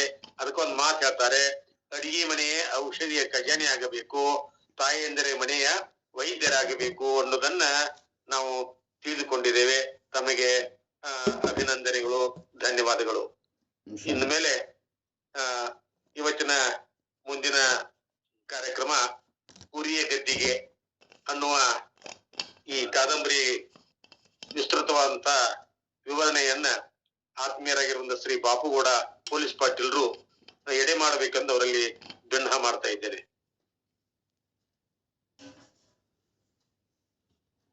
ಎಲ್ಲರಿಗೂ ಜನಮ ಶರಣಾರ್ಥಿಗಳು. ನಿನ್ನೆ ದಿವಸ ಶಾಂತವೀರ ಪಟ್ಟಾಧ್ಯಕ್ಷರ ಮಾನವೀಯ ಕಾಳಜಿ ಬಗ್ಗೆ ಮತ್ತು ಸಮುದಾಯದ ಬಗ್ಗೆ ಇರುವಂತಹ ಅವರ ಕಾಳಜಿ ಬಗ್ಗೆ, ಜಂಗಮರು ಸಾಮಾನ್ಯವಾಗಿ ಶ್ರೀಮಂತರಲ್ಲ, ಮತ್ತೆ ಅವರು ಹೆಚ್ಚು ದೈಹಿಕ ಶ್ರಮ ಪಡುವವರಲ್ಲ ಅನ್ನೋ ಕಾರಣಕ್ಕಾಗಿ ಅವರ ಮಕ್ಕಳಿಗೆ ಒಂದು ಏನಾದರೂ ಉಪಜೀವನಕ್ಕೆ ದಾರಿ ಆಗ್ಬೇಕು ಅನ್ನುವಂತಹ ಉದ್ದೇಶದಿಂದ ಅವರಿಗೆ ಸಂಸ್ಕೃತ ಪಾಠಶಾಲೆಯನ್ನ ಆರಂಭಿಸಿ ಕೆಲವು ಮಂತ್ರಗಳನ್ನ ಕಲಿಸಿ ಅವರಿಗೆ ಪಂಚಾಂಗ ನೋಡೋದು ಇಂಥದ್ದೆಲ್ಲ ಕಲಿಸಿ ಅವ್ರಿಗೊಂದು ಬದುಕಿಗೆ ದಾರಿ ಮಾಡಿಕೊಡುವ ಉದ್ದೇಶದಿಂದ ಶಾಲೆಯನ್ನು ಸ್ಥಾಪಿಸಿದ್ರು ಅಂತ. ಆದ್ರೆ ಬಸವ ತತ್ವದ ಚಿಂತನೆ ಅವರಿಗೆ ತಾರುಣ್ಯದಲ್ಲೇ ಇದ್ದುದ್ರಿಂದ ಸಿದ್ದರಾಮ ದೇವರು ಇವರು ಕೂಡ ಈ ವೈದಿಕ ಆಚರಣೆಗಳಲ್ಲಿ ಮುಳುಗಿ ಹೋಗಬಾರ್ದು, ಅವರು ಪ್ರಗತಿಪರರಾಗಬೇಕು ಅನ್ನೋ ಕಾರಣದಿಂದಾಗಿ ಅವರಿಗೆ ತಾವು ಓದಿದ ಪುಸ್ತಕಗಳನ್ನ ಒಯ್ದು ಕೊಟ್ಟು ಓದ್ಲಿಕ್ಕೆ ಹಚ್ಚಿದ್ರು. ಒಟ್ಟಾರೆಯಾಗಿ ಇವರ ತೊಡಗುವಿಕೆ ಇನ್ವಾಲ್ವ್ಮೆಂಟ್ ಶಾಂತವೀರ ಪಟ್ಟಾಧ್ಯಕ್ಷರಿಗೆ ಬಹಳ ಹಿಡಿಸ್ತು. ಮುಂದೆ ಇವರು ಕರ್ನಾಟಕ ವಿಶ್ವವಿದ್ಯಾಲಯದಲ್ಲಿ MA ಪದವಿಗೆ ಇವರು ಅಧ್ಯಯನ ಮಾಡ್ಲಿಕ್ಕೆ ಹೋಗ್ಬೇಕು ಅಂತ ಇಚ್ಛೆ ಪಡಿಸಿದಾಗ ಅವರು ಸಂತೋಷದಿಂದ ಒಪ್ಪಿಗೆ ಕೊಡ್ತಾರೆ. ಮುಂದಿನ ಅಧ್ಯಾಯ 7ನೇದು ಪರ್ವಕಾಲ. ಪರ್ವ ಅಂದ್ರೆ ಹಬ್ಬ ಅಂತ ಅರ್ಥ. ಅಂದ್ರೆ ಯಾವುದು ನಮ್ಗೆ ಇಷ್ಟವಾಗಿರ್ತದೋ ಅದನ್ನ ಒಪ್ಪಿಕೊಳ್ಳೋದು, ಆಚರಿಸೋದು, ಅದೇ ಒಂದು ಹಬ್ಬ ಅನ್ನೋದು. ಪರ್ವಕಾಲ ಅನ್ನೋದು ಇನ್ನೊಂದು ಅರ್ಥ ಏನು ಅಂತಂದ್ರೆ ಅದು ಒಂದು ಪರಿವರ್ತನೆ ಕಾಲಘಟ್ಟ ಅಂತನೂ ಅರ್ಥ ಆಗ್ತದೆ. ಸೊ ಅವ್ರ MA ದಿನಗಳ ಬಗ್ಗೆ ಈ ಅಧ್ಯಾಯದಲ್ಲಿ ನಾವು ನೋಡ್ತೇವೆ. ಯಾವುದೇ ವ್ಯಕ್ತಿಯ ಆಯಸ್ಸಿನ 20ರಿಂದ 25ರವರೆಗಿನ ಅವಧಿ ಒಂದು ಪರ್ವಕಾಲ. ಮಹತ್ವದ ನಿರ್ಣಯಗಳನ್ನು ತೆಗೆದುಕೊಳ್ಳಲು ಸಕಾಲ. ಕುಟುಂಬದ ಸಂಸ್ಕಾರ, ಸಂಬಂಧಗಳ ಪ್ರಭಾವ, ಅಧ್ಯಯನದ ಆಳ, ಸ್ನೇಹದ ಸೆಳೆತ ನಾವು ತೆಗೆದುಕೊಳ್ಳುವ ನಿರ್ಣಯಗಳನ್ನು ನಿಯಂತ್ರಿಸುತ್ತವೆ. 1972ರಿಂದ 1974 ನನ್ನ ಸ್ನಾತಕೋತ್ತರ ಅಧ್ಯಯನದ ಕಾಲಘಟ್ಟ ಅಂತ ಶ್ರೀಗಳು ಹೇಳ್ತಾರೆ. 1971ರಿಂದ 73 ನನ್ನ ಸ್ನಾತಕೋತ್ತರ ಅಧ್ಯಯನದ ಕಾಲ. ಅದು ಅಂದ್ರೆ ನನಗಿಂತ 1 ವರ್ಷ ಹಿಂದೆ ಅವರು MA ಪದವಿಯ ಪದವಿಗಾಗಿ ಕರ್ನಾಟಕ ವಿಶ್ವವಿದ್ಯಾಲಯದಲ್ಲಿ ಇದ್ರು. ವಿಶ್ವಚೇತನ ಕಟ್ಟಡದಲ್ಲಿ ಮೇಲೆ ನಮ್ಮ ಇಂಗ್ಲಿಷ್ ವಿಭಾಗ ಇತ್ತು, ಕೆಳಗಡೆ ಅವರ ಕನ್ನಡ ವಿಭಾಗ ಇತ್ತು. ನಾನು MA ಫೈನಲ್ ಇದ್ದಾಗ ಅವರು MA ಪ್ರಿವಿಯಸ್ ನಲ್ಲಿ ಅಂದ್ರೆ ಜೂನಿಯರ್ MA ವರ್ಗದಲ್ಲಿ ಓದ್ತಾ ಇದ್ರು. ಅವರನ್ನ ನಾನು ಆಗಲೂ ಕೂಡ ಗಮನಿಸ್ತಾ ಇದ್ದೆ. ಕಾರಣ ಏನು ಅಂತಂದ್ರೆ ಅವರು ಬಿಳಿ ವಸ್ತ್ರಧಾರಿಗಳಾಗಿದ್ರು. ಮತ್ತೆ ಹಣೆ ತುಂಬಾ ವಿಭೂತಿ ಹಚ್ಕೊಂಡು ಅವರು ಬರೋದನ್ನ ಗಮನಿಸಿ ಇವರು ಯಾವುದೋ ಒಂದು ಮಠದ ಒಟ್ಟು ಉತ್ತರಾಧಿಕಾರಿಯೋ ಆಗಿದ್ದಾರೆ ಅನ್ನುವಂಥದ್ದನ್ನು ನಾನು ಅಲ್ಲಿ ಗಮನಿಸ್ತಾ ಇದ್ದೆ. ಅಂದ್ರೆ ನಮ್ಮ ಸಮಕಾಲೀನರು ಅವರು ಅನ್ನುವಂತ ವಿಷಯವನ್ನ ಇಲ್ಲಿ ತಿಳಿಸ್ತಾ ಮುಂದುವರಿಸ್ತೇನೆ. ಧಾರವಾಡ ವಿದ್ಯಾಕಾಶಿ, ಕರ್ನಾಟಕ ವಿಶ್ವವಿದ್ಯಾಲಯ ನನ್ನ ಕನಸಿನ ದೇಗುಲ. ಕರ್ನಾಟಕ ಮಾತ್ರ ಅಲ್ಲ, ಇಡೀ ದೇಶದ ಕೆಲವೇ ಶ್ರೇಷ್ಠ ವಿಶ್ವವಿದ್ಯಾಲಯಗಳಲ್ಲಿ ಒಂದು ಎಂದು ಹೆಸರಾಗಿತ್ತು. ಅದಕ್ಕೊಂದು ಉನ್ನತ ಸ್ಥಾನಮಾನ ತಂದುಕೊಟ್ಟವರಲ್ಲಿ ಕುಲಪತಿ ವ್ರ್ಯಾಂಗ್ಲರ್ DC ಪಾವಟೆ ಅವರು ಪ್ರಮುಖರು. ಹಚ್ಚ ಹಸಿರಿನ ನಡುವೆ ಕಟ್ಟಲಾದ ಅತ್ಯಾಕರ್ಷಕ ಕಲ್ಲಿನ ಕಟ್ಟಡ, ಜಿಜ್ಞಾಸುಗಳನ್ನು ಕೈ ಮಾಡಿ ಕರೆಯುವ ಗೋಪುರ, ಇದು ನಿನ್ನನ್ನು ನೀನು ನಿಯಂತ್ರಿಸಿಕೊಳ್ಳುವ ಕಾಲಘಟ್ಟ ಎಂದು ಎಚ್ಚರಿಸುವ ಗೋಪುರ ಗಡಿಯಾರ. ಹುಬ್ಬಳ್ಳಿ 3000 ಮಠದಿಂದ ರೈಲಿನಲ್ಲಿ ಬಂದು ಧಾರವಾಡ ರೈಲು ನಿಲ್ದಾಣದಲ್ಲಿ ಇಳಿದು ಗೋಪುರದತ್ತಲೇ ದೃಷ್ಟಿ ಕೀಲಿಸಿ ನಡೆಯುತ್ತಾ ಬಂದು ವಿಶ್ವವಿದ್ಯಾಲಯದ ಆವರಣ ಪ್ರವೇಶಿಸುತ್ತಲೇ ನನ್ನ ಮೈಯಲ್ಲಿ ವಿದ್ಯುತ್ ಸಂಚಾರವಾಯಿತು. ಆಹಾ, ನಾನೆಂಥ ಅದೃಷ್ಟವಂತ ಅನ್ನಿಸ್ತು. ಇಲ್ಲಿ ಕನಸುಗಳು ಜಾಗೃತವಾಗಿರುತ್ತವೆ, ಎಚ್ಚರ ಎಂದು ಎಚ್ಚರಿಸುವ ವಿಶ್ವಚೇತನ ಕಟ್ಟಡ. ಅಲ್ಲಿಯೇ ನಮ್ಮ ಕನ್ನಡ ಅಧ್ಯಯನ ಪೀಠ. ಜಿಜ್ಞಾಸುಗಳನ್ನು ಪ್ರಭಾವಿಸಬಲ್ಲ doctor R.C. Hiremath, doctor MM Kalaburgi, doctor MS Sunkapur, doctor SM Rishivendra Swamy, professor Devendra Kumar Hakari, ಸಮನ್ವಯ ಕವಿ ಚನ್ನವೀರ ಕಣ್ವಿ, ಇಂಥ ವಿದ್ವಾನ್ಮಣಿಗಳ ಹೆಸರುಗಳು ಈ ಅಧ್ಯಯನ ಸಂಸ್ಥೆಯೊಂದಿಗೆ ಎಳೆದುಕೊಂಡು ಬಿಟ್ಟಿದ್ದವು. ಕಾಲೇಜು ವಿದ್ಯಾರ್ಥಿ ಆಗಿದ್ದಾಗಿನಿಂದಲೇ ಇವರೆಲ್ಲರ ಬಗ್ಗೆ ಕೇಳಿ, ಇವರ ಲೇಖನಗಳನ್ನು ಓದಿ, ಆಗಾಗ ಇವರಲ್ಲಿ ಕೆಲವರ ವಿದ್ವತ್ಪೂರ್ಣ ಉಪನ್ಯಾಸಗಳನ್ನು ಕೇಳಿ ನಾನು ಇವರ ಶಿಷ್ಯನಾಗಿ ಬಂದುದೇ ಭಾಗ್ಯ ಎಂದು ಪುಳಕಿತನಾಗಿದ್ದೆ. Doctor R.C. ಹಿರೇಮಠ್ ನಾಡು ಕಂಡ ಅಪರೂಪದ ಭಾಷಾ ಶಾಸ್ತ್ರಜ್ಞರು. ಅವರು ನಮ್ಮ ಅಧ್ಯಯನ ಸಂಸ್ಥೆಯ ಮುಖ್ಯಸ್ಥರಾಗಿದ್ದರು. ಬಿಳಿ ಲುಂಗಿ, ಬಿಳಿ ಜುಬ್ಬ, ಅಗಲವಾದ ಹಣೆಗೆ ಹಚ್ಚಿದ ಢಾಳಾದ ವಿಭೂತಿ ನನ್ನನ್ನು ನೋಡಿದ ಯಾರಿಗಾದರೂ ನಾನು ಒಂದು ಮಠದ ಒಟ್ಟು ಎನಿಸುತ್ತಿತ್ತು. ಗಂಭೀರ ಸ್ವಭಾವದ ಹಾಗೂ ಮಿತಭಾಷೆಯಾದ ನಾನು ಆಗ ಯಾರೊಂದಿಗೂ ಹೆಚ್ಚಾಗಿ ಬೆರೆಯುತ್ತಿರಲಿಲ್ಲ. ನನ್ನ ಪಾಡಿಗೆ ನಾನು ವರ್ಗದ ಕೋಣೆಯ ಹಿಂದಿನ ಬೆಂಚಿನ ಮೇಲೆ ಕುಳಿತು ಉಪನ್ಯಾಸಗಳನ್ನು ಕೇಳಿ ಟಿಪ್ಪಣಿ ಮಾಡಿಕೊಳ್ಳುತ್ತಿದ್ದೆ. ಇತ್ತೀಚೆಗೆ ನನ್ನನ್ನ ಭೇಟಿಯಾದಾಗ ಅಲ್ಲಂಪ್ರಭು ಬೆಟ್ಟದೂರು, ಕೊಪ್ಪಳ ಕಾಲೇಜಿನಲ್ಲಿ ಕನ್ನಡ ಪ್ರಾಧ್ಯಾಪಕರಾಗಿ ಪ್ರಾಚಾರ್ಯರಾಗಿ ನಿವೃತ್ತರಾದವರು, ಅವರು ಕೂಡ ಶ್ರೀಗಳ ಸಹಪಾಠಿಯಾಗಿದ್ದರು. ಅವರು ನಾವು ಕುಳಿತುಕೊಳ್ಳುವಂತಹ ಬೆಂಚಿನ ಹಿಂದುಗಡೆ ಕುಳಿತುಕೊಂಡು ತಮ್ಮ ಪಾಡಿಗೆ ತಾವು ಉಪನ್ಯಾಸಗಳನ್ನು ಕೇಳಿ ಟಿಪ್ಪಣಿ ಮಾಡ್ಕೊತಾ ಇದ್ರು ಅನ್ನೋದನ್ನ ಅವರು ಹೇಳಿದರು. ಮುಖ್ಯ ಕಟ್ಟಡದಲ್ಲಿದ್ದ ಅಪರೂಪದ ಗ್ರಂಥಗಳ ಸಂಗ್ರಹ ಹೊಂದಿದ ಗ್ರಂಥಾಲಯದಲ್ಲಿ ಓದುತ್ತಾ ಬಿಡುವಿನ ಅವಧಿ ಕಳೆಯುತ್ತಿದ್ದೆ. ಪ್ರೇಮ, ಪ್ರೀತಿ, ಭವಿತವ್ಯದ ಕನಸುಗಳ ಛತ್ರಿಯಡಿ ಆಗಾಗ ಸುರಿಯುವ ಧಾರವಾಡದ ಮಳೆಯನ್ನು ಲೆಕ್ಕಿಸದೆ ಅಲಿಯುವ ಹುಡುಗ ಹುಡುಗಿಯರನ್ನು ಕಂಡಾಗಲೂ ಮನಸ್ಸನ್ನು ವಿಚಲಿತವಾಗದಂತೆ ಹಿಡಿದಿಟ್ಟದ್ದು ಶಾಂತವೀರ ಪಟ್ಟಾಧ್ಯಕ್ಷರ ನಿಷ್ಕಾಮ ಪ್ರೀತಿ ಮತ್ತು ನನ್ನ ಮೇಲೆ ಅವರಿಟ್ಟ ಭರವಸೆ. ಎಲ್ಲವನ್ನೂ ನೋಡಿಯೂ ನೋಡದಂತೆ ಹುಬ್ಬಳ್ಳಿ ಧಾರವಾಡ ರೈಲು ನಿಲ್ದಾಣ, ಕರ್ನಾಟಕ ವಿಶ್ವವಿದ್ಯಾಲಯ ವಾಯಾ ಕಲ್ಯಾಣ ನಗರ, ವಿಶ್ವವಿದ್ಯಾಲಯದ ವರ್ಗದ ಕೋಣೆ ಹಾಗೂ ಗ್ರಂಥಾಲಯಗಳಿಗೆ ನನ್ನ ಹೆಜ್ಜೆ ಹಾಗೂ ಕಣ್ಣುಗಳು ಒಗ್ಗಿಕೊಂಡು ಬಿಟ್ಟಿದ್ದವು. ಒಬ್ಬೊಬ್ಬ ಅಧ್ಯಾಪಕರದು ಒಂದೊಂದು ಶೈಲಿ. ಆದರೆ ಅವರೆಲ್ಲರಲ್ಲಿ ನನ್ನನ್ನು ಅತಿ ಹೆಚ್ಚು ಪ್ರಭಾವಿಸಿದವರು ಡಾಕ್ಟರ್ ಎಂ ಕಲಬುರ್ಗಿ ಅವರು. ಅವರು ನಮ್ಮ ಜಿಲ್ಲೆಯ, ನಮ್ಮ ತಾಲೂಕಿನ ಯರಗಲ್ಲು ಗ್ರಾಮದವರು ಎಂಬ ಕಾರಣಕ್ಕಲ್ಲ.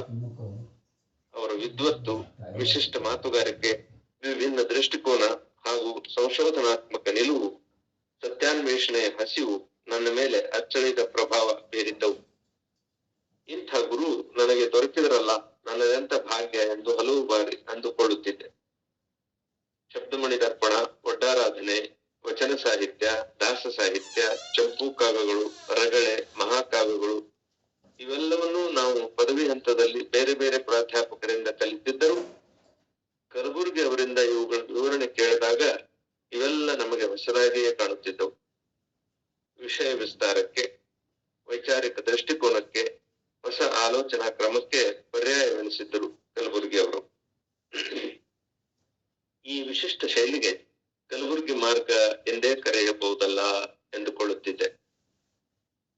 ಪ್ರತಿ ವಸ್ತು ಹಾಗೂ ವ್ಯಕ್ತಿಯನ್ನು ಒಂದು ತತ್ವವಾಗಿ ನೋಡಬಯಸುವ ಅವರ ಬಾಯಿಯಿಂದ ಬಿಡುಗಡೆಗೊಂಡ ಪಠ್ಯವಸ್ತು ಪ್ರತಿ ಬಾರಿಯೂ ಹೊಸದಾಗಿ ಕಾಣುತ್ತಿತ್ತು. ಪಂಪ, ರನ್ನ, ಪೊನ್ನ, ಜನರನ್ನು ನಾನು ಬೋಧಿಸುತ್ತಿಲ್ಲ. ಅವರು ನನ್ನೊಳಗಿಳಿದು ನನ್ನಿಂದ ಶಬ್ದಧಾರೆ ಹರಿಸುತ್ತಿದ್ದಾರೆ ಎಂದು ಹೇಳುವ ಹಳಸದ ವಿನಯ ಅವರನ್ನು ಬಿಟ್ಟು ಅದೆಷ್ಟು ಜನ ಪ್ರಾಧ್ಯಾಪಕರಿಗೆ ಇತ್ತು.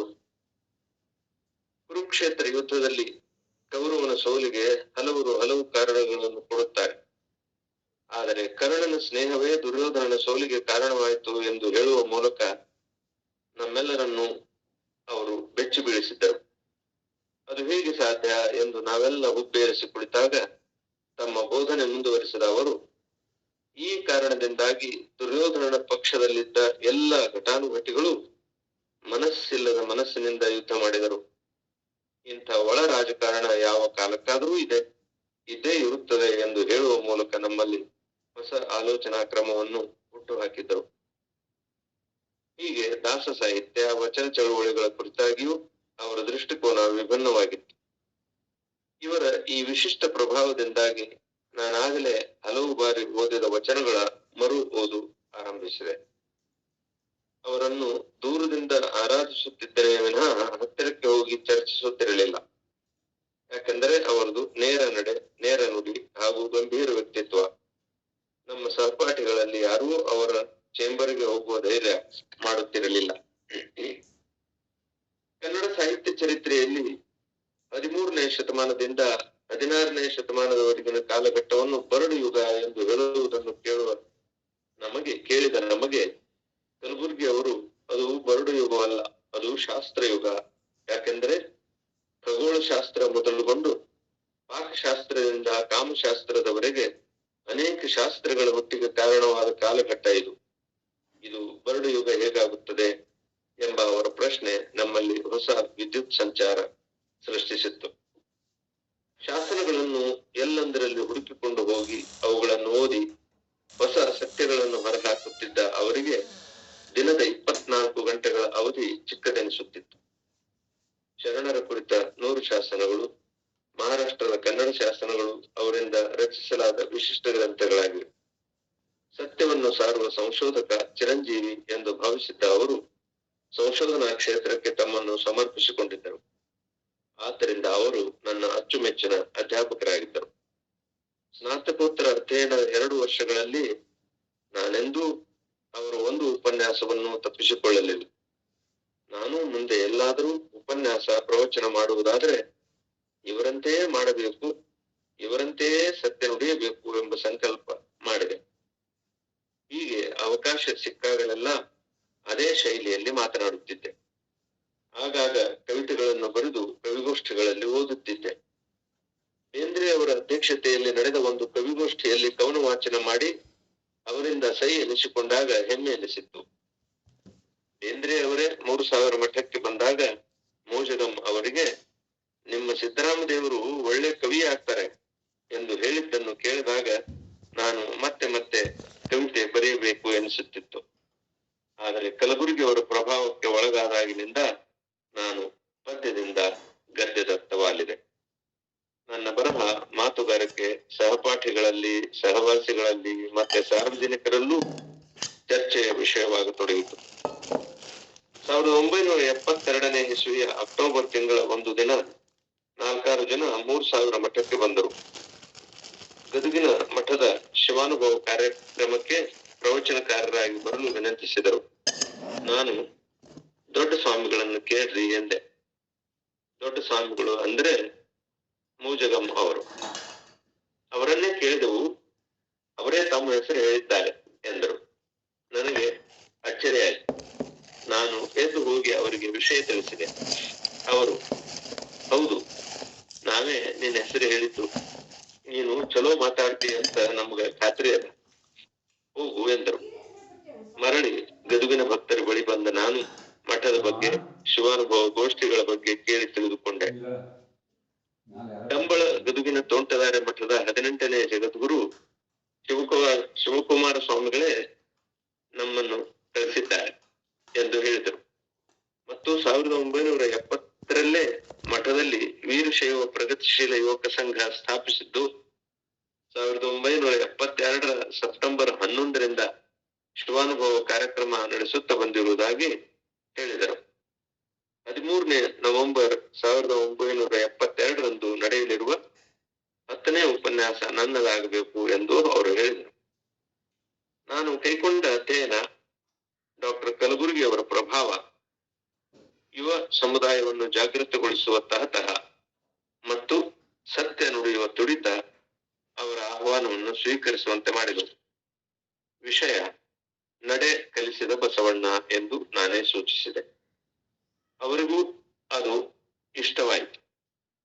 ಅಂದು ನಾನು ನೀಡಿದ 1.5 ಗಂಟೆಗಳ ಉಪನ್ಯಾಸ ಅಥವಾ ಪ್ರವಚನ ನೆರೆದ 100 ಪ್ರೇಕ್ಷಕರಿಗೆ ತುಂಬಾ ಹಿಡಿಸಿತು.